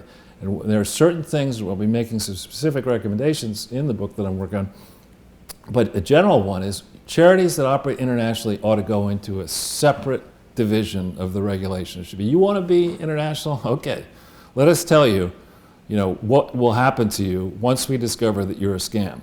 Okay, this is what's going to happen. This will happen, and this will happen, and this will happen, and that will. A free week at the Riyadh Ritz-Carlton. Exactly right. Exactly. Hanging upside down. That's right in the Batcave, hanging upside down. But that's one thing. And the second thing is that you shouldn't, if you're going to operate internationally, your controls need to be tighter than for a domestic charity. They should be tight for both. But that's going to mean that you have to report more quickly. You don't have, as currently is the case, if your calendar year end is December 31st, we're not going to let you wait till November 15th of the following year to put your books together. We're just not going to let you do that. So this is a typical sort of diagram of an international charity scam. And one thing that you will see in an international charity scam, because the charity has different names typically around the world because the laws are different, is a proliferation of similar sounding names. Yeah. Right? So if we go to the That's next, one of the most common plays there is, right? Fake names that sound similar. And here's a warning about this from Australia. This is lifted right off the Government of Australia webpage. You take, a warning here, the Australian public, these fake charities are going to take advantage of your willingness, Generosity. your generosity, right? And they're going to be in reaction to disasters, right? Whether it's AIDS or earthquakes or whatever, they're going to create a charity name that sounds appealing, but lull you into not really checking to see if that's the real name of the charity in every jurisdiction where it operates. And here it says they're going to go after causes where you're helping children who are ill, which is, of course, what the Clintons have been doing all along. And they're going to set up fake websites. And we're going to get into that a little bit here. I'm not an expert on anything having to do with tech or websites, but we're going to show you something today that's going to blow your mind here. So in the current environment, I would argue the statistics would probably bear out that donations using the internet have soared. Phones and internet or whatever, people will just off their phone look at $5 here, $1 here, whatever. And so the environment is perfect for these type of charity schemes. There's a need to launder money, and there's an ability to do it by that standard scan. And now let's look at the Clinton Foundation and their use of suspicious names. Okay. What I did here, and I'm not going through all of the names. This would take pages and pages and pages. What I did here is maybe there's a better way, Jason, and your viewers may suggest it to me. I said, all right, let's just fly spec and come up with names that they might have used. And let's go and check and see what the Wayback Machine says is the first time they noticed the thing being used, and what ICON, which is the main registry place, what they say is, when was that domain registered? When was it created? So back in the day, early on, .com was everything. People would use primarily .com. Right. But when you're with one of the first hints that a charity is not legitimate is when a charity uses the .com. It's supposed to be for profit. Right. You're supposed to use .org if you're a Well, charity. they did within the last few years make it that .org doesn't need to be a charity, but when it began, that's the way it was. Right, but certainly .com is commercial. Is It stands commercial, for right? Commercial. So we look here in the Bill Clinton name, and one big problem with this, again, where I say the regulation isn't up to the standard it needs to be, it's not, I believe, and maybe not in the case of Bill Clinton, that there was a time early on where you could go and get a domain that wasn't necessarily your own name or your own whatever. So we don't really know whether Bill Clinton's people got this on the 30th of October 1996 Which before. is some prospector. Because that was pretty early. Someone who was like, hey, Bill Clinton's going to want a website. Let me buy this and sell it to him for millions. Right. So on the one hand, the Wayback Machine says that there was a BillClinton.com in use before the re-election. Right. So I think most people were not on the internet in 1996. Right, but I'm just saying before the re-election where you needed money. Remember in '96 there were allegations that dirty money was coming from China and other places into the Clinton campaign. There were subsequent hearings about it. Here you have evidence of a .com domain that was in use the 30th of October 1996, but when you go on ICON, they say no one was ever created by that name, which suggests to me that ICON's registry is probably gamed as well, that there's something wrong, there shouldn't be this disconnect. Then BillClinton.org, remember he's still president the 28th of November 1999, but what happened around the 28th of November 1999? This is, he's gearing up his foundation to raise a lot of money. And now he's got, ICON says the thing was created on the 7th of January 2000, but the Wayback Machine said it was in use on the 28th of November 1999. There seems to be yet another disconnect there, right? Then you have, Bill has done this, so Hillary says, I can play this game too. So she set something up, a .com in her name, or somebody does in her name, on the 6th of December 98, which I believe is after Bill was impeached, but before he was ultimately acquitted in February of 99. This thing is in use on 6 December 1998, and what do the Clintons need at that time frame? They need money, because Bill could have been convicted, which would have not ended well, right? And so they certainly were out trying to raise money in this time frame. And then you go into ICON, there's no domains found, right, with that. And HillaryClinton.org, she decides that she ought to have a charity. And again, the Wayback Machine says it was in use before it was created. That's a time phone hack. How do you do that? I don't know. So then this was a prestigious address to have that people, Doug Band loved using it, presidentclinton.com. Okay, it should be presidentclinton.con. Yeah. But 8 May 1999, he's been acquitted. He's now got to raise money for his library. It's in use, but yet the Icon Registry says it wasn't created until the 5th of June 2002. All right. .org is in use 23 February 2001, so in the first month or so after he's left the White House, he's living up there at Chappaqua. He needs a foundation in name only, but the Icon Registry says it wasn't created until the 11th of August 2015. Right? Then you got ClintonFoundation.com and ClintonFoundation.org, both in use on 17 October 2000, but this one, in theory, was created before then on the 12th of October, and this one was created the 30th September 1999, just as Hillary was gearing up. Every single one of these has an anomaly. Charles, when you investigate websites that are not in any way related to the Clintons, how frequently are these anomalies occurring? Not frequently at all. I mean, it's we should check that. Right, but look at this here. The ClintonFoundation.org in its tax returns claims that it didn't need to register anywhere, and in its 1023, when it was applying for federal tax exemption, it said it had no close alliances with any other exempt or non-exempt operation, and it sure seems to me like there's a proliferation of these domain names. Then, remember, we talk about similar sounding names, and what happened here, honestly, is I was running out of time. I wanted to go through a whole bunch more, but I just said, you know what, we have enough. This makes the point. Here you have ClintonPresidentialCenter.org and .com. Never even heard of that before. Well, we've talked about that. That's the name of, this could be something that the National Archives is using, and we don't know yet who created all these and who owned them and whether this is accurate. All would need to be cross-checked. There is an organization I've heard of called the FBI, and they do like to check things like this and have a slightly more influence than I have about getting to the bottom of this stuff. But no sensible FBI director would prosecute anything. No, that's not. But so this thing, Icon says it was created 17th of January 2001, so 3 days before Bill Clinton pardoned Mark Rich. Ooh. It gets in use early March 2001. .com, again, this is supposed to be a charity.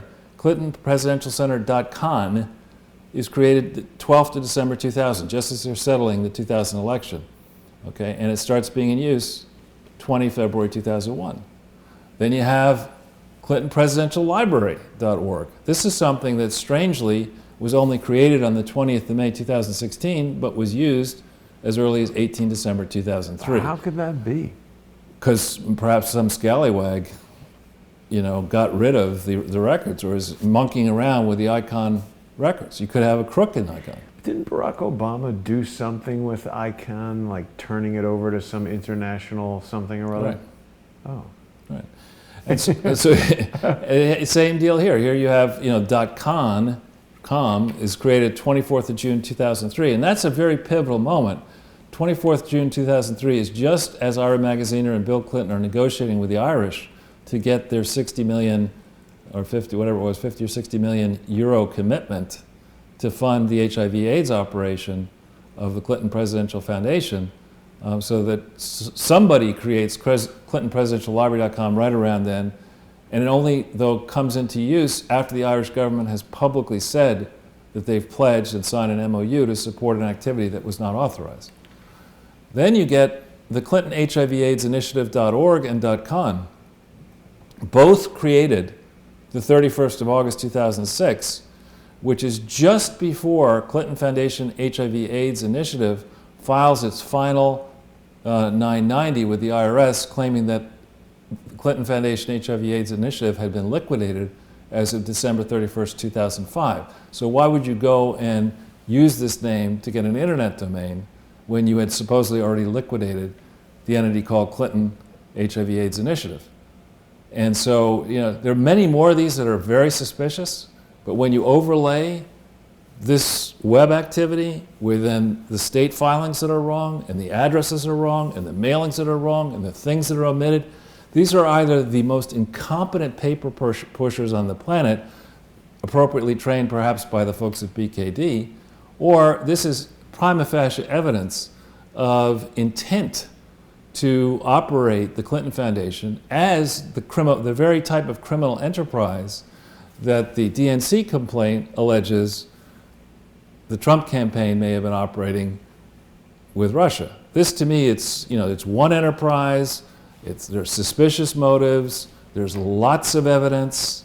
There have been lots of brush fires, lots of settlement. Indeed, I think there are fires burning around the world around the Clinton Foundation. And forget even this presentation. Oh, there you have that. Yeah, forget this presentation. Just take, I don't know, 10 of the best 146 videos that we've already done on the subject. Anybody at this stage who would say, well, there's nothing here, is somebody who wouldn't be convinced. You could have, Hillary Clinton, as they say about Donald Trump, you could have Hillary Clinton on video with her passport and her driver's license, if she has one, speaking into the camera, having somebody say, yes, this is indeed Hillary Clinton, take a gigantic machete out and cut off a baby's head, and you wouldn't convince, somebody who doesn't believe there's a problem at this stage, that there's a problem. So now I promise to introduce you to a new charity that, I'm going to have a hard time not laughing, so please just bring me back to earth. There's something called the International AIDS Trust. Now that sounds like your classic charity scam. It's international, it's got AIDS, Trust. And it's asking you to trust them. Exactly. Right? So this International AIDS Trust, you put them into ProPublica Nonprofit Explorer, which has virtually everybody. It's not there. You put it into 990 Finder, which actually had the Clinton Foundation HIV AIDS Initiative come in that ProPublica doesn't have, and it doesn't have the International AIDS Trust. But you go into GuideStar, and I don't know if it's going to work if we hit this link or not. If it doesn't, we may just have to use Google to find it. And you get some pretty interesting results here. Well, let's stop here. What does this say? Organization has not appeared on the IRS business master file in a number of months. It may have merged with another organization or ceased operations, and they left out, or it could be a total scam. The organization's exempt status was automatically revoked by the IRS for failure to file a Form 990, 990EZ, 990N, or 990PF for 3 consecutive years. Further investigation and due diligence are warranted. How does a website know more than the FBI? Yeah, exactly. And bear in mind, this is precisely when Rat Rosenstein and Mueller and Comey are investigating, in theory, the Clinton Foundation. This is in the public domain. This is, you just call it, and there were IRS agents on the original investigation file. You can tell that from the FBI vault file. If we scroll down this page a little bit, the address there, 1627 K Street, I gather, is just a big place. But on this site, and I don't know if you're going to be able to do this, they had an EIN, Where do you want to be? Further down, right there. I guess you can't do it because you don't have an account. It's no biggie. But I access the EIN. I access the 990 because I do have an account. I think this is. I could be mistaken, but I think that's kind of close to Lee Stranahan's office in Washington. It's like right downtown Washington, D.C. Sure. So if we go back into that slide, it says it was organized on the 29th of January 2001. So Bill leaves office on the 20th. This thing is organized the 29th. They filed their 2001 report to the IRS on the 1st of July 2002, claiming that this organization has been, quote, established to mobilize the will, funding, and action needed to effectively fight AIDS, otherwise known as mumbo-jumbo gibberish. What the hell does that mean? Yeah, people are like, I just don't have the will to fight AIDS. And action. Sure. So if we hit this LinkedIn page, a gentleman by the name of Brad Kiley, at FBI, you ought to listen up here. Brad Kiley is listed as the person keeping the books and records of the International AIDS Trust in the 990 for 2001. You can't even see his picture, so he's very trustworthy. Well, let's go down his LinkedIn a little bit. He's currently Chief Operating Officer of a serious operation, Elizabeth Glaser Pediatric AIDS Foundation. This is the deceased wife of some actor, last name Glaser. You probably know who I don't think it's, but anyway. But look here, before he had this job, he was assistant to the president for management and administration, actually of the White House, exactly during the period where the Clinton Foundation was not reorganized lawfully. Go first down a little bit before that, before he went into the White House, he was at the Center for American Progress. And there's a hole in his resume. Oh, it's Paul Michael Glaser who played Starsky on Right. Starsky and Hutch. Right. Look here, Jason. It says here, Center for American Progress, which is Podesta, right? 2003 to 2008, but nothing listed for 2001 to 2002, which is when he was, so it's intentionally trying to hide the fact that he was involved with the International AIDS Trust, because it's a fraud, okay? And he somehow manages to get in to a very top position in the White House. Now it's an open secret that this gentleman is gay and should care a lot about whether adulterated HIV/AIDS medicines were distributed around the world, partially by, maybe by this Elizabeth Glaser Pediatric AIDS Foundation, but certainly by the Clinton Foundation. He should care about this. And all of us, whether you're gay, straight, or indifferent, you should care that the good name of a charity tied into the former President of the United States and aspiring President of the United States might have been involved in the diabolical distribution of adulterated HIV/AIDS medicine. That's really bad stuff. And now this guilty person is obviously feeling guilty enough to make sure that this is not in his LinkedIn. He should put his picture on LinkedIn. Right. So people can know who he is when they try to link in. But he doesn't want to do that. I'm very suspicious of people who don't put their pictures on things. I don't put my picture on LinkedIn, but you don't? No. That's suspicious. I don't want to break too many eyes. Right. So the next page was where we were. Now, she signs, Sandra Thurman, the CEO, signs the 990. And here's, when I pull up her bio, look at what she's doing now. I hope this is not true. I believe she's in the Trump administration. Yeah, she's currently in the United States President's that's run by Trump at this point, emergency plan for AIDS relief. This Sandra Thurman, the person who created the International AIDS Trust, and issued all kinds of press releases for an organization that doesn't exist. And we look at this and we say, nice enough person, I'm sure she's decent, but let's look at her resume a little bit. She has an MA, gotta compose myself. Is that an MA, back in the slide? No, you stay right there. An MA in Community Pastoral Care and HIV/AIDS. What does that even mean? Well, where did she get that degree? St. Paul's University in Limuru, Kenya. Right. And a BC from Mercer University. I mean, this does not sound to me... well, right, yeah. That makes sense. Right. This does not sound to me like the brightest bulb on the planet. Now let's take a look at, and I'm not making the comment because of her gender or their hair color or anything. It's just this is not an impressive resume, particularly when we see all the diabolical things I'll expose in a second. Is that not a good university in Kenya? Well, you'll see it in a second. Okay. All right. So here is a link to that university. And, I've actually spent, in my junior year abroad, and actually my senior year, I spent a total of about 6 months in Kenya, and it's a very nice place. It's challenged. And this university has ancient origins back to whatever, 1875. But I would be very interested to understand exactly what vetting has been done of Sandra Thurman's degree here. You don't think this is a good website? Well, no, I don't. And I wonder when she got this MA. Was it an honorary MA? Was it an earned MA?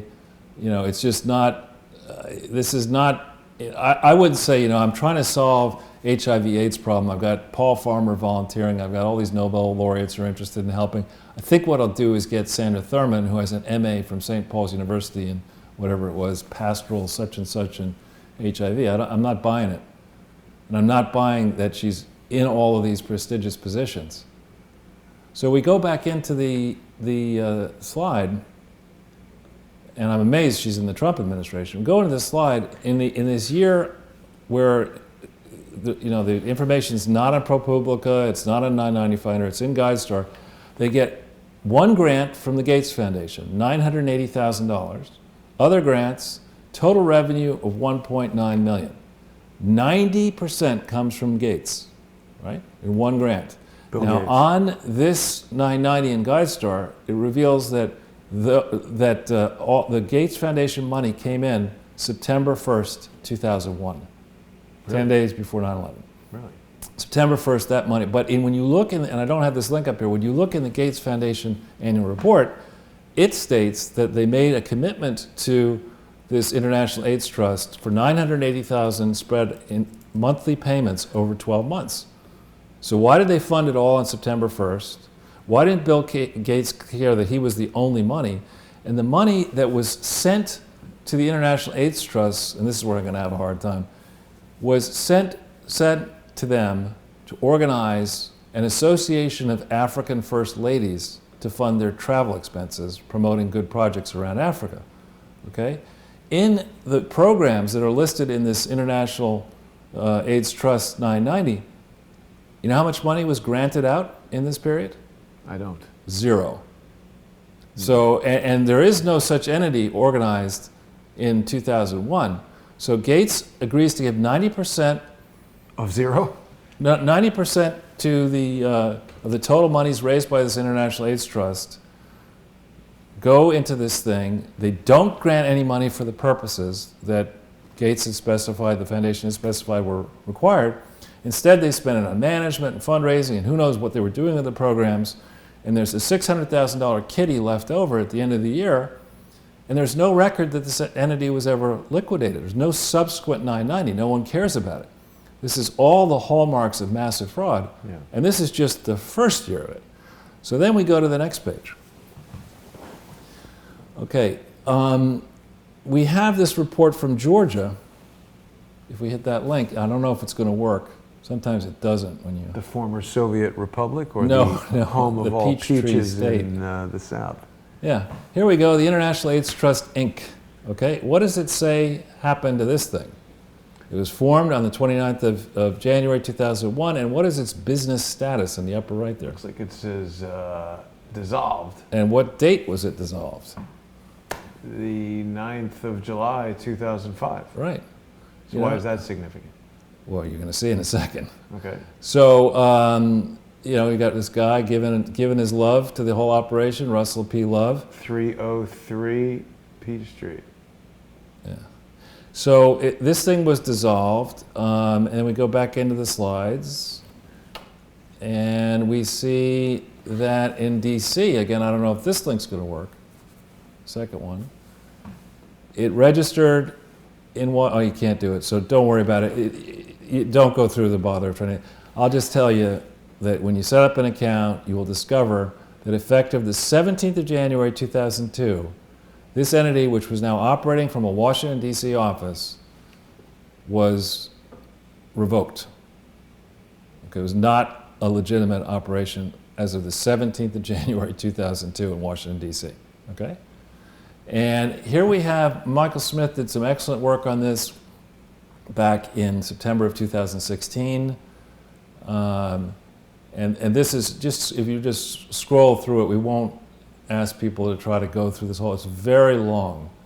But there are all kinds of links and explanations and getting into it, showing that Bill Clinton didn't begin in the name of his charity trying to raise money for HIV/AIDS in January of 2002, as he claims in his book, Giving.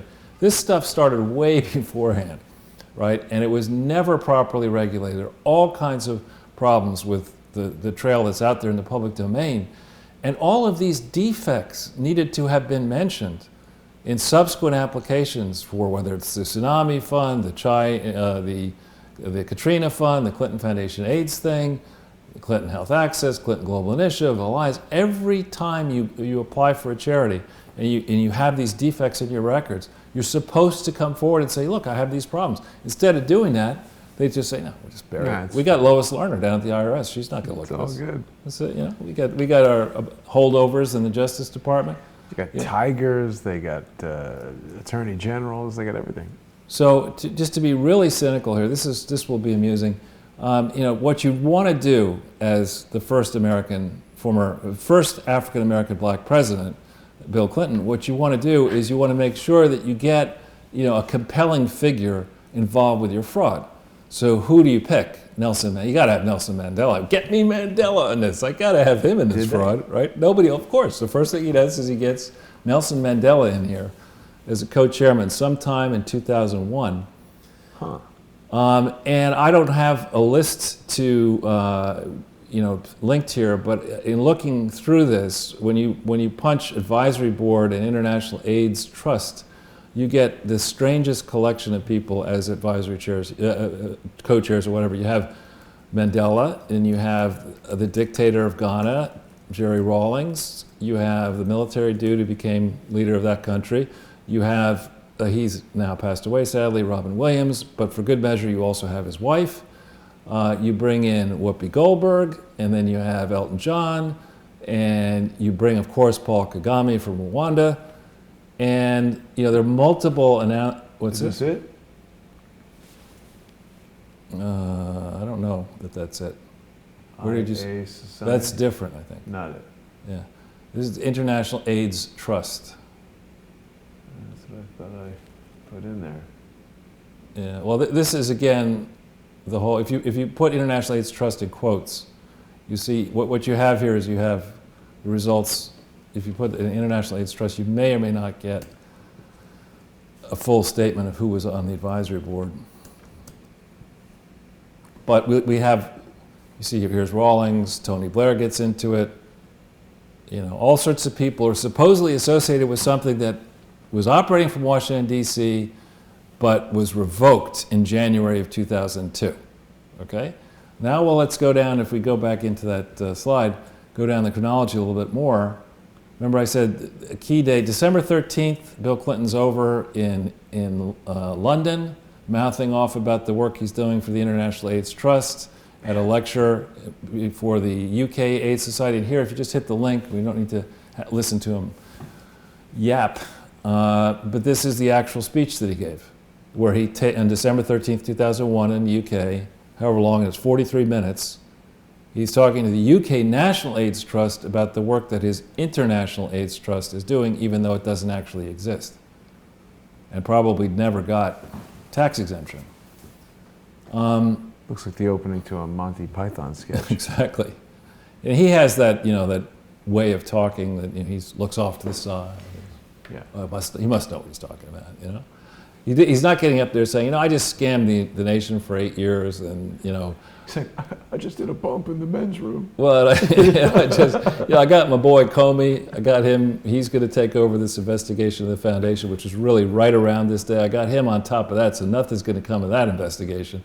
And I'm here in London now. It's cold, but I thought I'd come over here to get some more, you know, cake, because people in the United States, they don't like me that much anymore because of my record.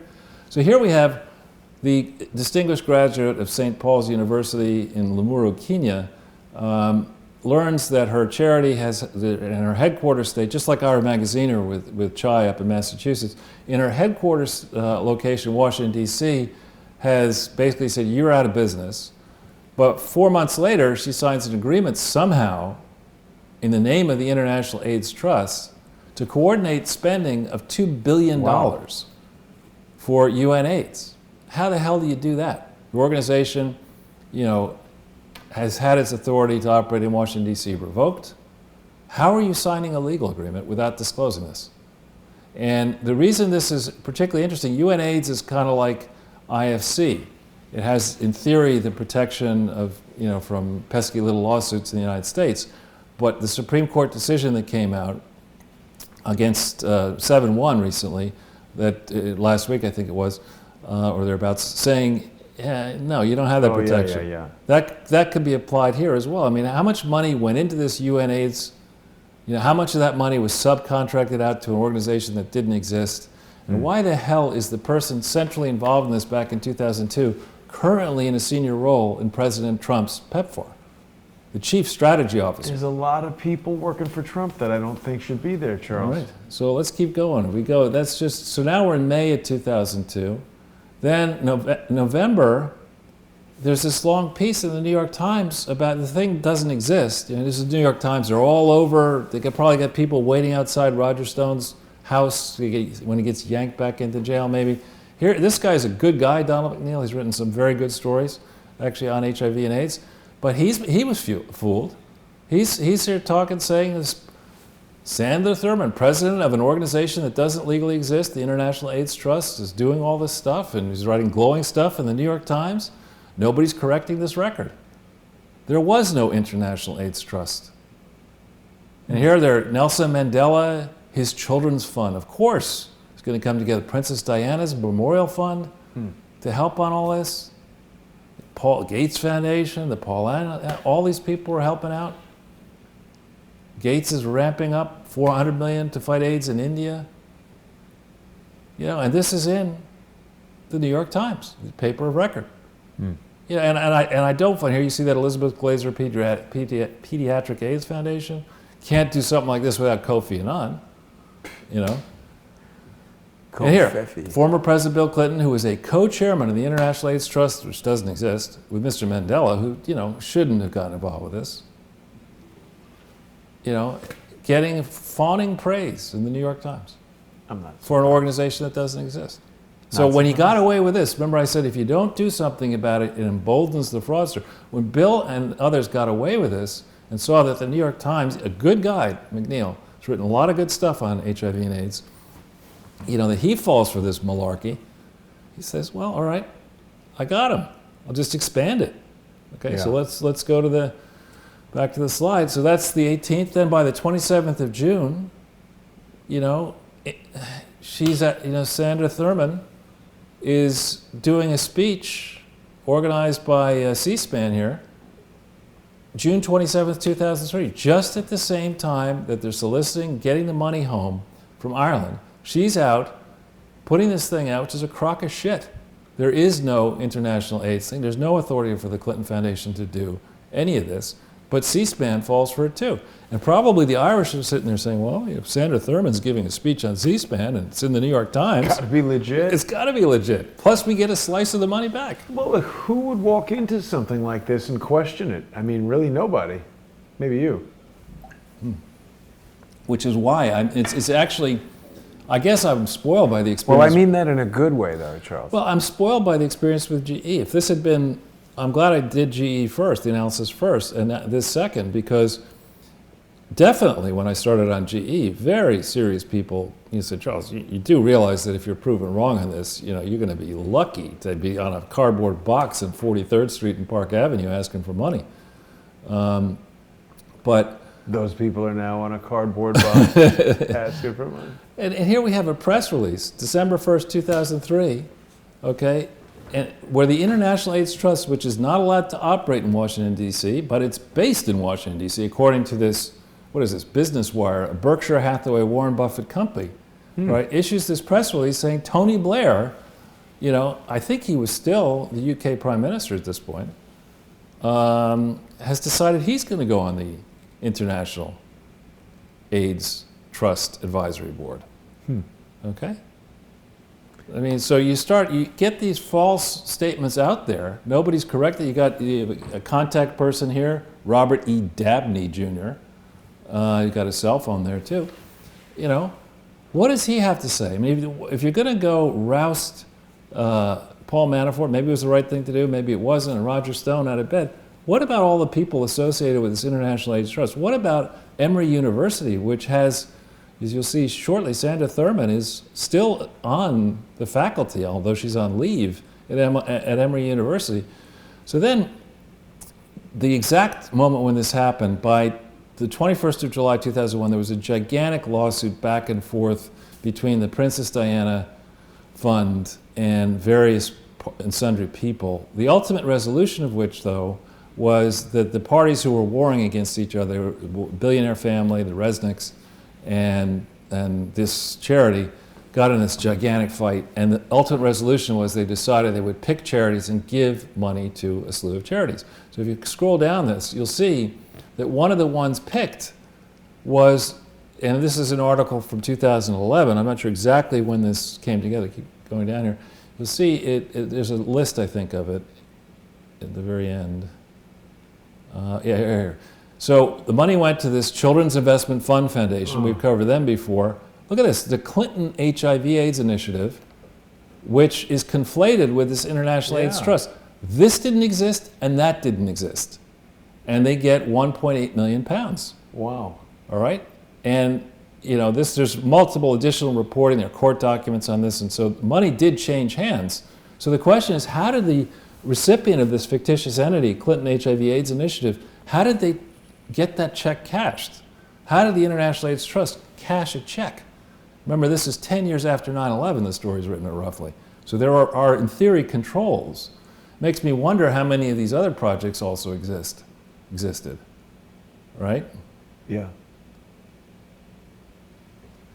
So the final entry in this sad tale is Sandra Thurman's current biography, which is up on the website moments ago. I just accessed it in Emory. Emory's a fine university in the Peachtree State. And here she's a lecturer. And if we keep, and I sent her an email saying, what the hell? And she was like, who is this? And it says she's the president of the International AIDS Trust at the Rollins School of Public Health. How can something that didn't exist, was never authorized, how can it have anything to do with the Rollins School, which is probably somebody Rollins put enough money into Emory to get Rollins. But how do they continue to operate something that doesn't exist? And here's Emory University lending its credibility, its considerable name. It's availed itself of a gigantic benefit in this tax deductions that these universities have for their donors, and the ability each year to not pay taxes on the difference between their revenues and their expenses. How do the people who oversee this Rollins School of Health, or whatever they call it, president at the Rollins School of Public Health, how the hell do they continue to have this website up? And you see here, it says here, her background, where does it say here? Where she went to school. Yeah, here we go. She completed postgraduate studies and research in religion and health at St. Paul's United University in Limuru, Kenya. Oh, and here's a new one, the University of Wales. That's a new one in Lampeter. Wow. Or however you pronounce that. So, Perhaps she knows a lot about whales. And whaling. She's a marine biologist. So, this is yet another new one. There are other ones that are going to come to life. As you would expect, this organization that Bill Gates contributed seed money to, in theory, in 2001, the $980,000, that organization had one name when he gave his check, and then came together in July of 2002 with a different name.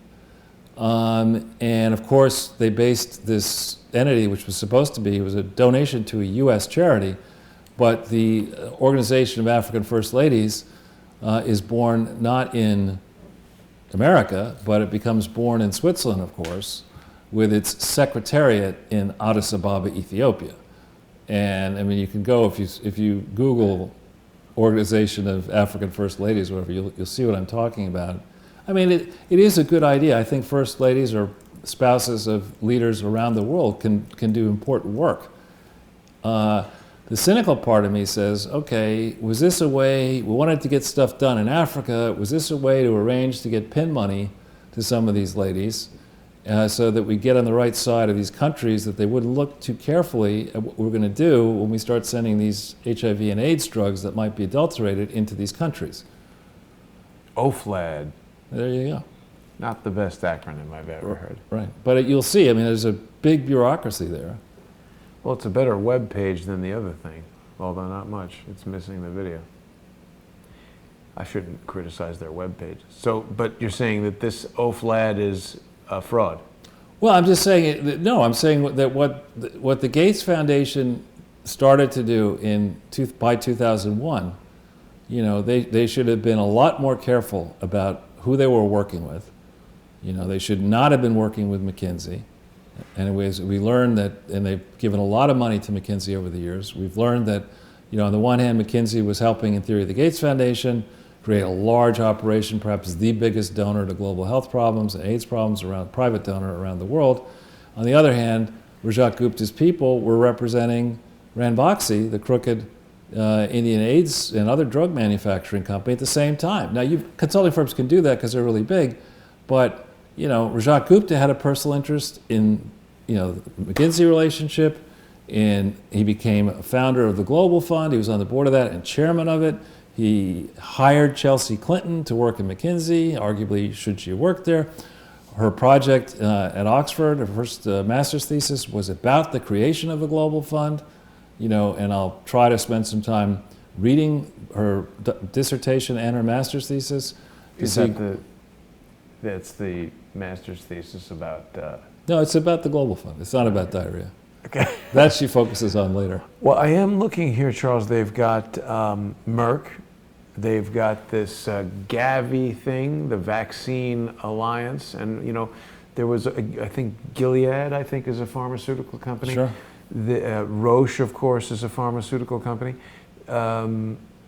So it's interesting. I mean, you know, Merck has been accused of basically the CDC had a whistleblower who revealed that there was a CDC test that pointed out vaccine injuries from a Merck vaccine, and it got buried. And now I've been in touch with Del Bigtree. Do you know who that is?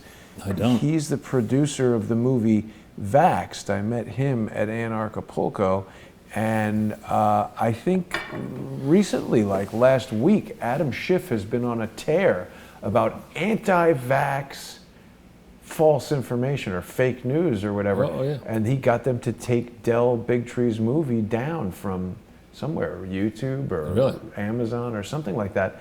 I was talking to Del about it, and it's, you know, it's not anti-vax. It's just saying we need scrutiny on the ingredients and Sure. the laws that govern how pharmaceutical companies can create and market vaccines. Right. And Well, Schiff is fighting that. He's well, terrible. of course. I mean, the big pharma are among the largest donors to political candidates across the political spectrum, and now we see the charities around the world. They've got a racket going. He's not investigating the effects of crystal meth on male prostitutes at his friend Ed Buck's house, because they seem to be quite negative, statistically significant in terms of causing death. Right, yeah. He's Not good. Not investigating that. Not good. Well, Charles, it's been another fantastic presentation. I think I've got my microphone a little bit further away than usual, but that's it for today? Or That is it for today. I know you wanted to talk a little bit about your Dershowitz. Well, yeah, I did meet and speak with Alan Dershowitz last night.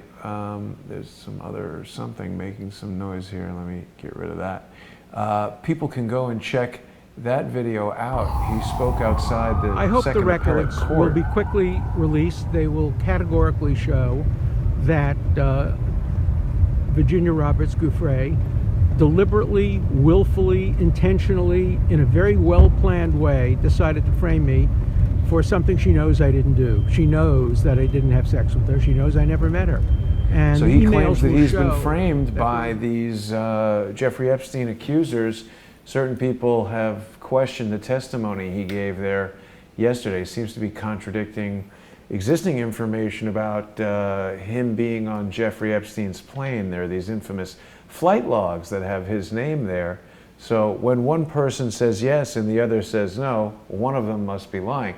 Question now becomes, is Professor Dershowitz telling the truth? And if so, is there, you know, any validity to those flight logs? And to his credit, they are handwritten. It seems that anybody could write whatever they want there. Right. Well, what I would say about this that attracted my interest, and I'm glad you did this interview, is when I noticed that David Boyce was representing, was the lawyer. There are two alleged victims of having been trafficked at well below the age of 18 into the Epstein orbit, and one of them is, I think, currently living in Spain. I don't know what nationality the person is. And that person retained this David Boyce, who, if you look him up, it's spelled B-O-I-E-S. And if you look him up, you quickly come to the conclusion that David Boyce is a renowned lawyer, a very wealthy individual. He was a partner at one of the most prominent law firms, Cravath, Swaine and Moore. And then he left to set up his own law firm. He has figured in, well-known battle after well-known battle. He's somebody who doesn't have to work. He's 77 years old at this point. And, to choose to represent this second accuser, there's got to be, he went through it. Probably didn't just wake up in the morning and say, hey, I think I'll have a fight with Alan Dershowitz. I think he considered the pros, the cons, and, he's been taking some heavy heat from Dershowitz, who's very well known. Now, Dershowitz does work, primarily defense work, but he's a professor, or a retired professor. This guy's a practitioner with the scars to prove it. And I just find it very, very interesting. I don't have a point of view on who's telling the truth, but I find it really interesting that this second accuser would have the money to hire Boyce in the first, and that Boyce would have taken the case on. It's quite interesting. And I have to say, I enjoy listening to Dershowitz on television. You don't have to wait very long to do that. He's always on television, but he's had some very good points that he makes with regularity. He's obviously eminent in his field, but something stinks here. And if it's the case that we have yet another bunch of people making false accusations, then shame on them. If, on the other hand, there's more truth than not in the accusations of these first and second accusers, then shame on Dershowitz. And we really, it's gotten to a point here where we need to get to the bottom of what's going on here. Yeah. Well, he's been adamant about his innocence, and yesterday in the hearing, he and his attorney were advocating for the release of these documents, and he says that they will, absolve him of any wrongdoing. So we'll see certainly what happens. There's very strange connections between him and Jeffrey Epstein. He admitted in this courthouse interview to visiting the island once, but said there were no underage women there. There was one woman in her 30s who was tending to the house, and he was just there with his wife, didn't fly on Epstein's jet. So someone is lying, and we do need to find out who that is, but I'm afraid we're out of time for today, Charles. Right. People can tune in less than 1 hour on subscribestar.com/crowdsourcethetruth and patreon.com/crowdsourcethetruth and on patreon.com/Kevin_Ship. We're going to have another episode of the Intelligence Assessment with Kevin Ship. And Charles, I want to thank you for another great episode of Closing In here today. It's one day delayed, but I got to go speak with Mr. Dershowitz yesterday, so sometimes these things are time sensitive and you got to be there. Well, best of luck, and regards to Kevin and to your other many audiences. Absolutely. Thanks everybody for watching. See you in just a little while on the Intelligence Assessment with Kevin Ship.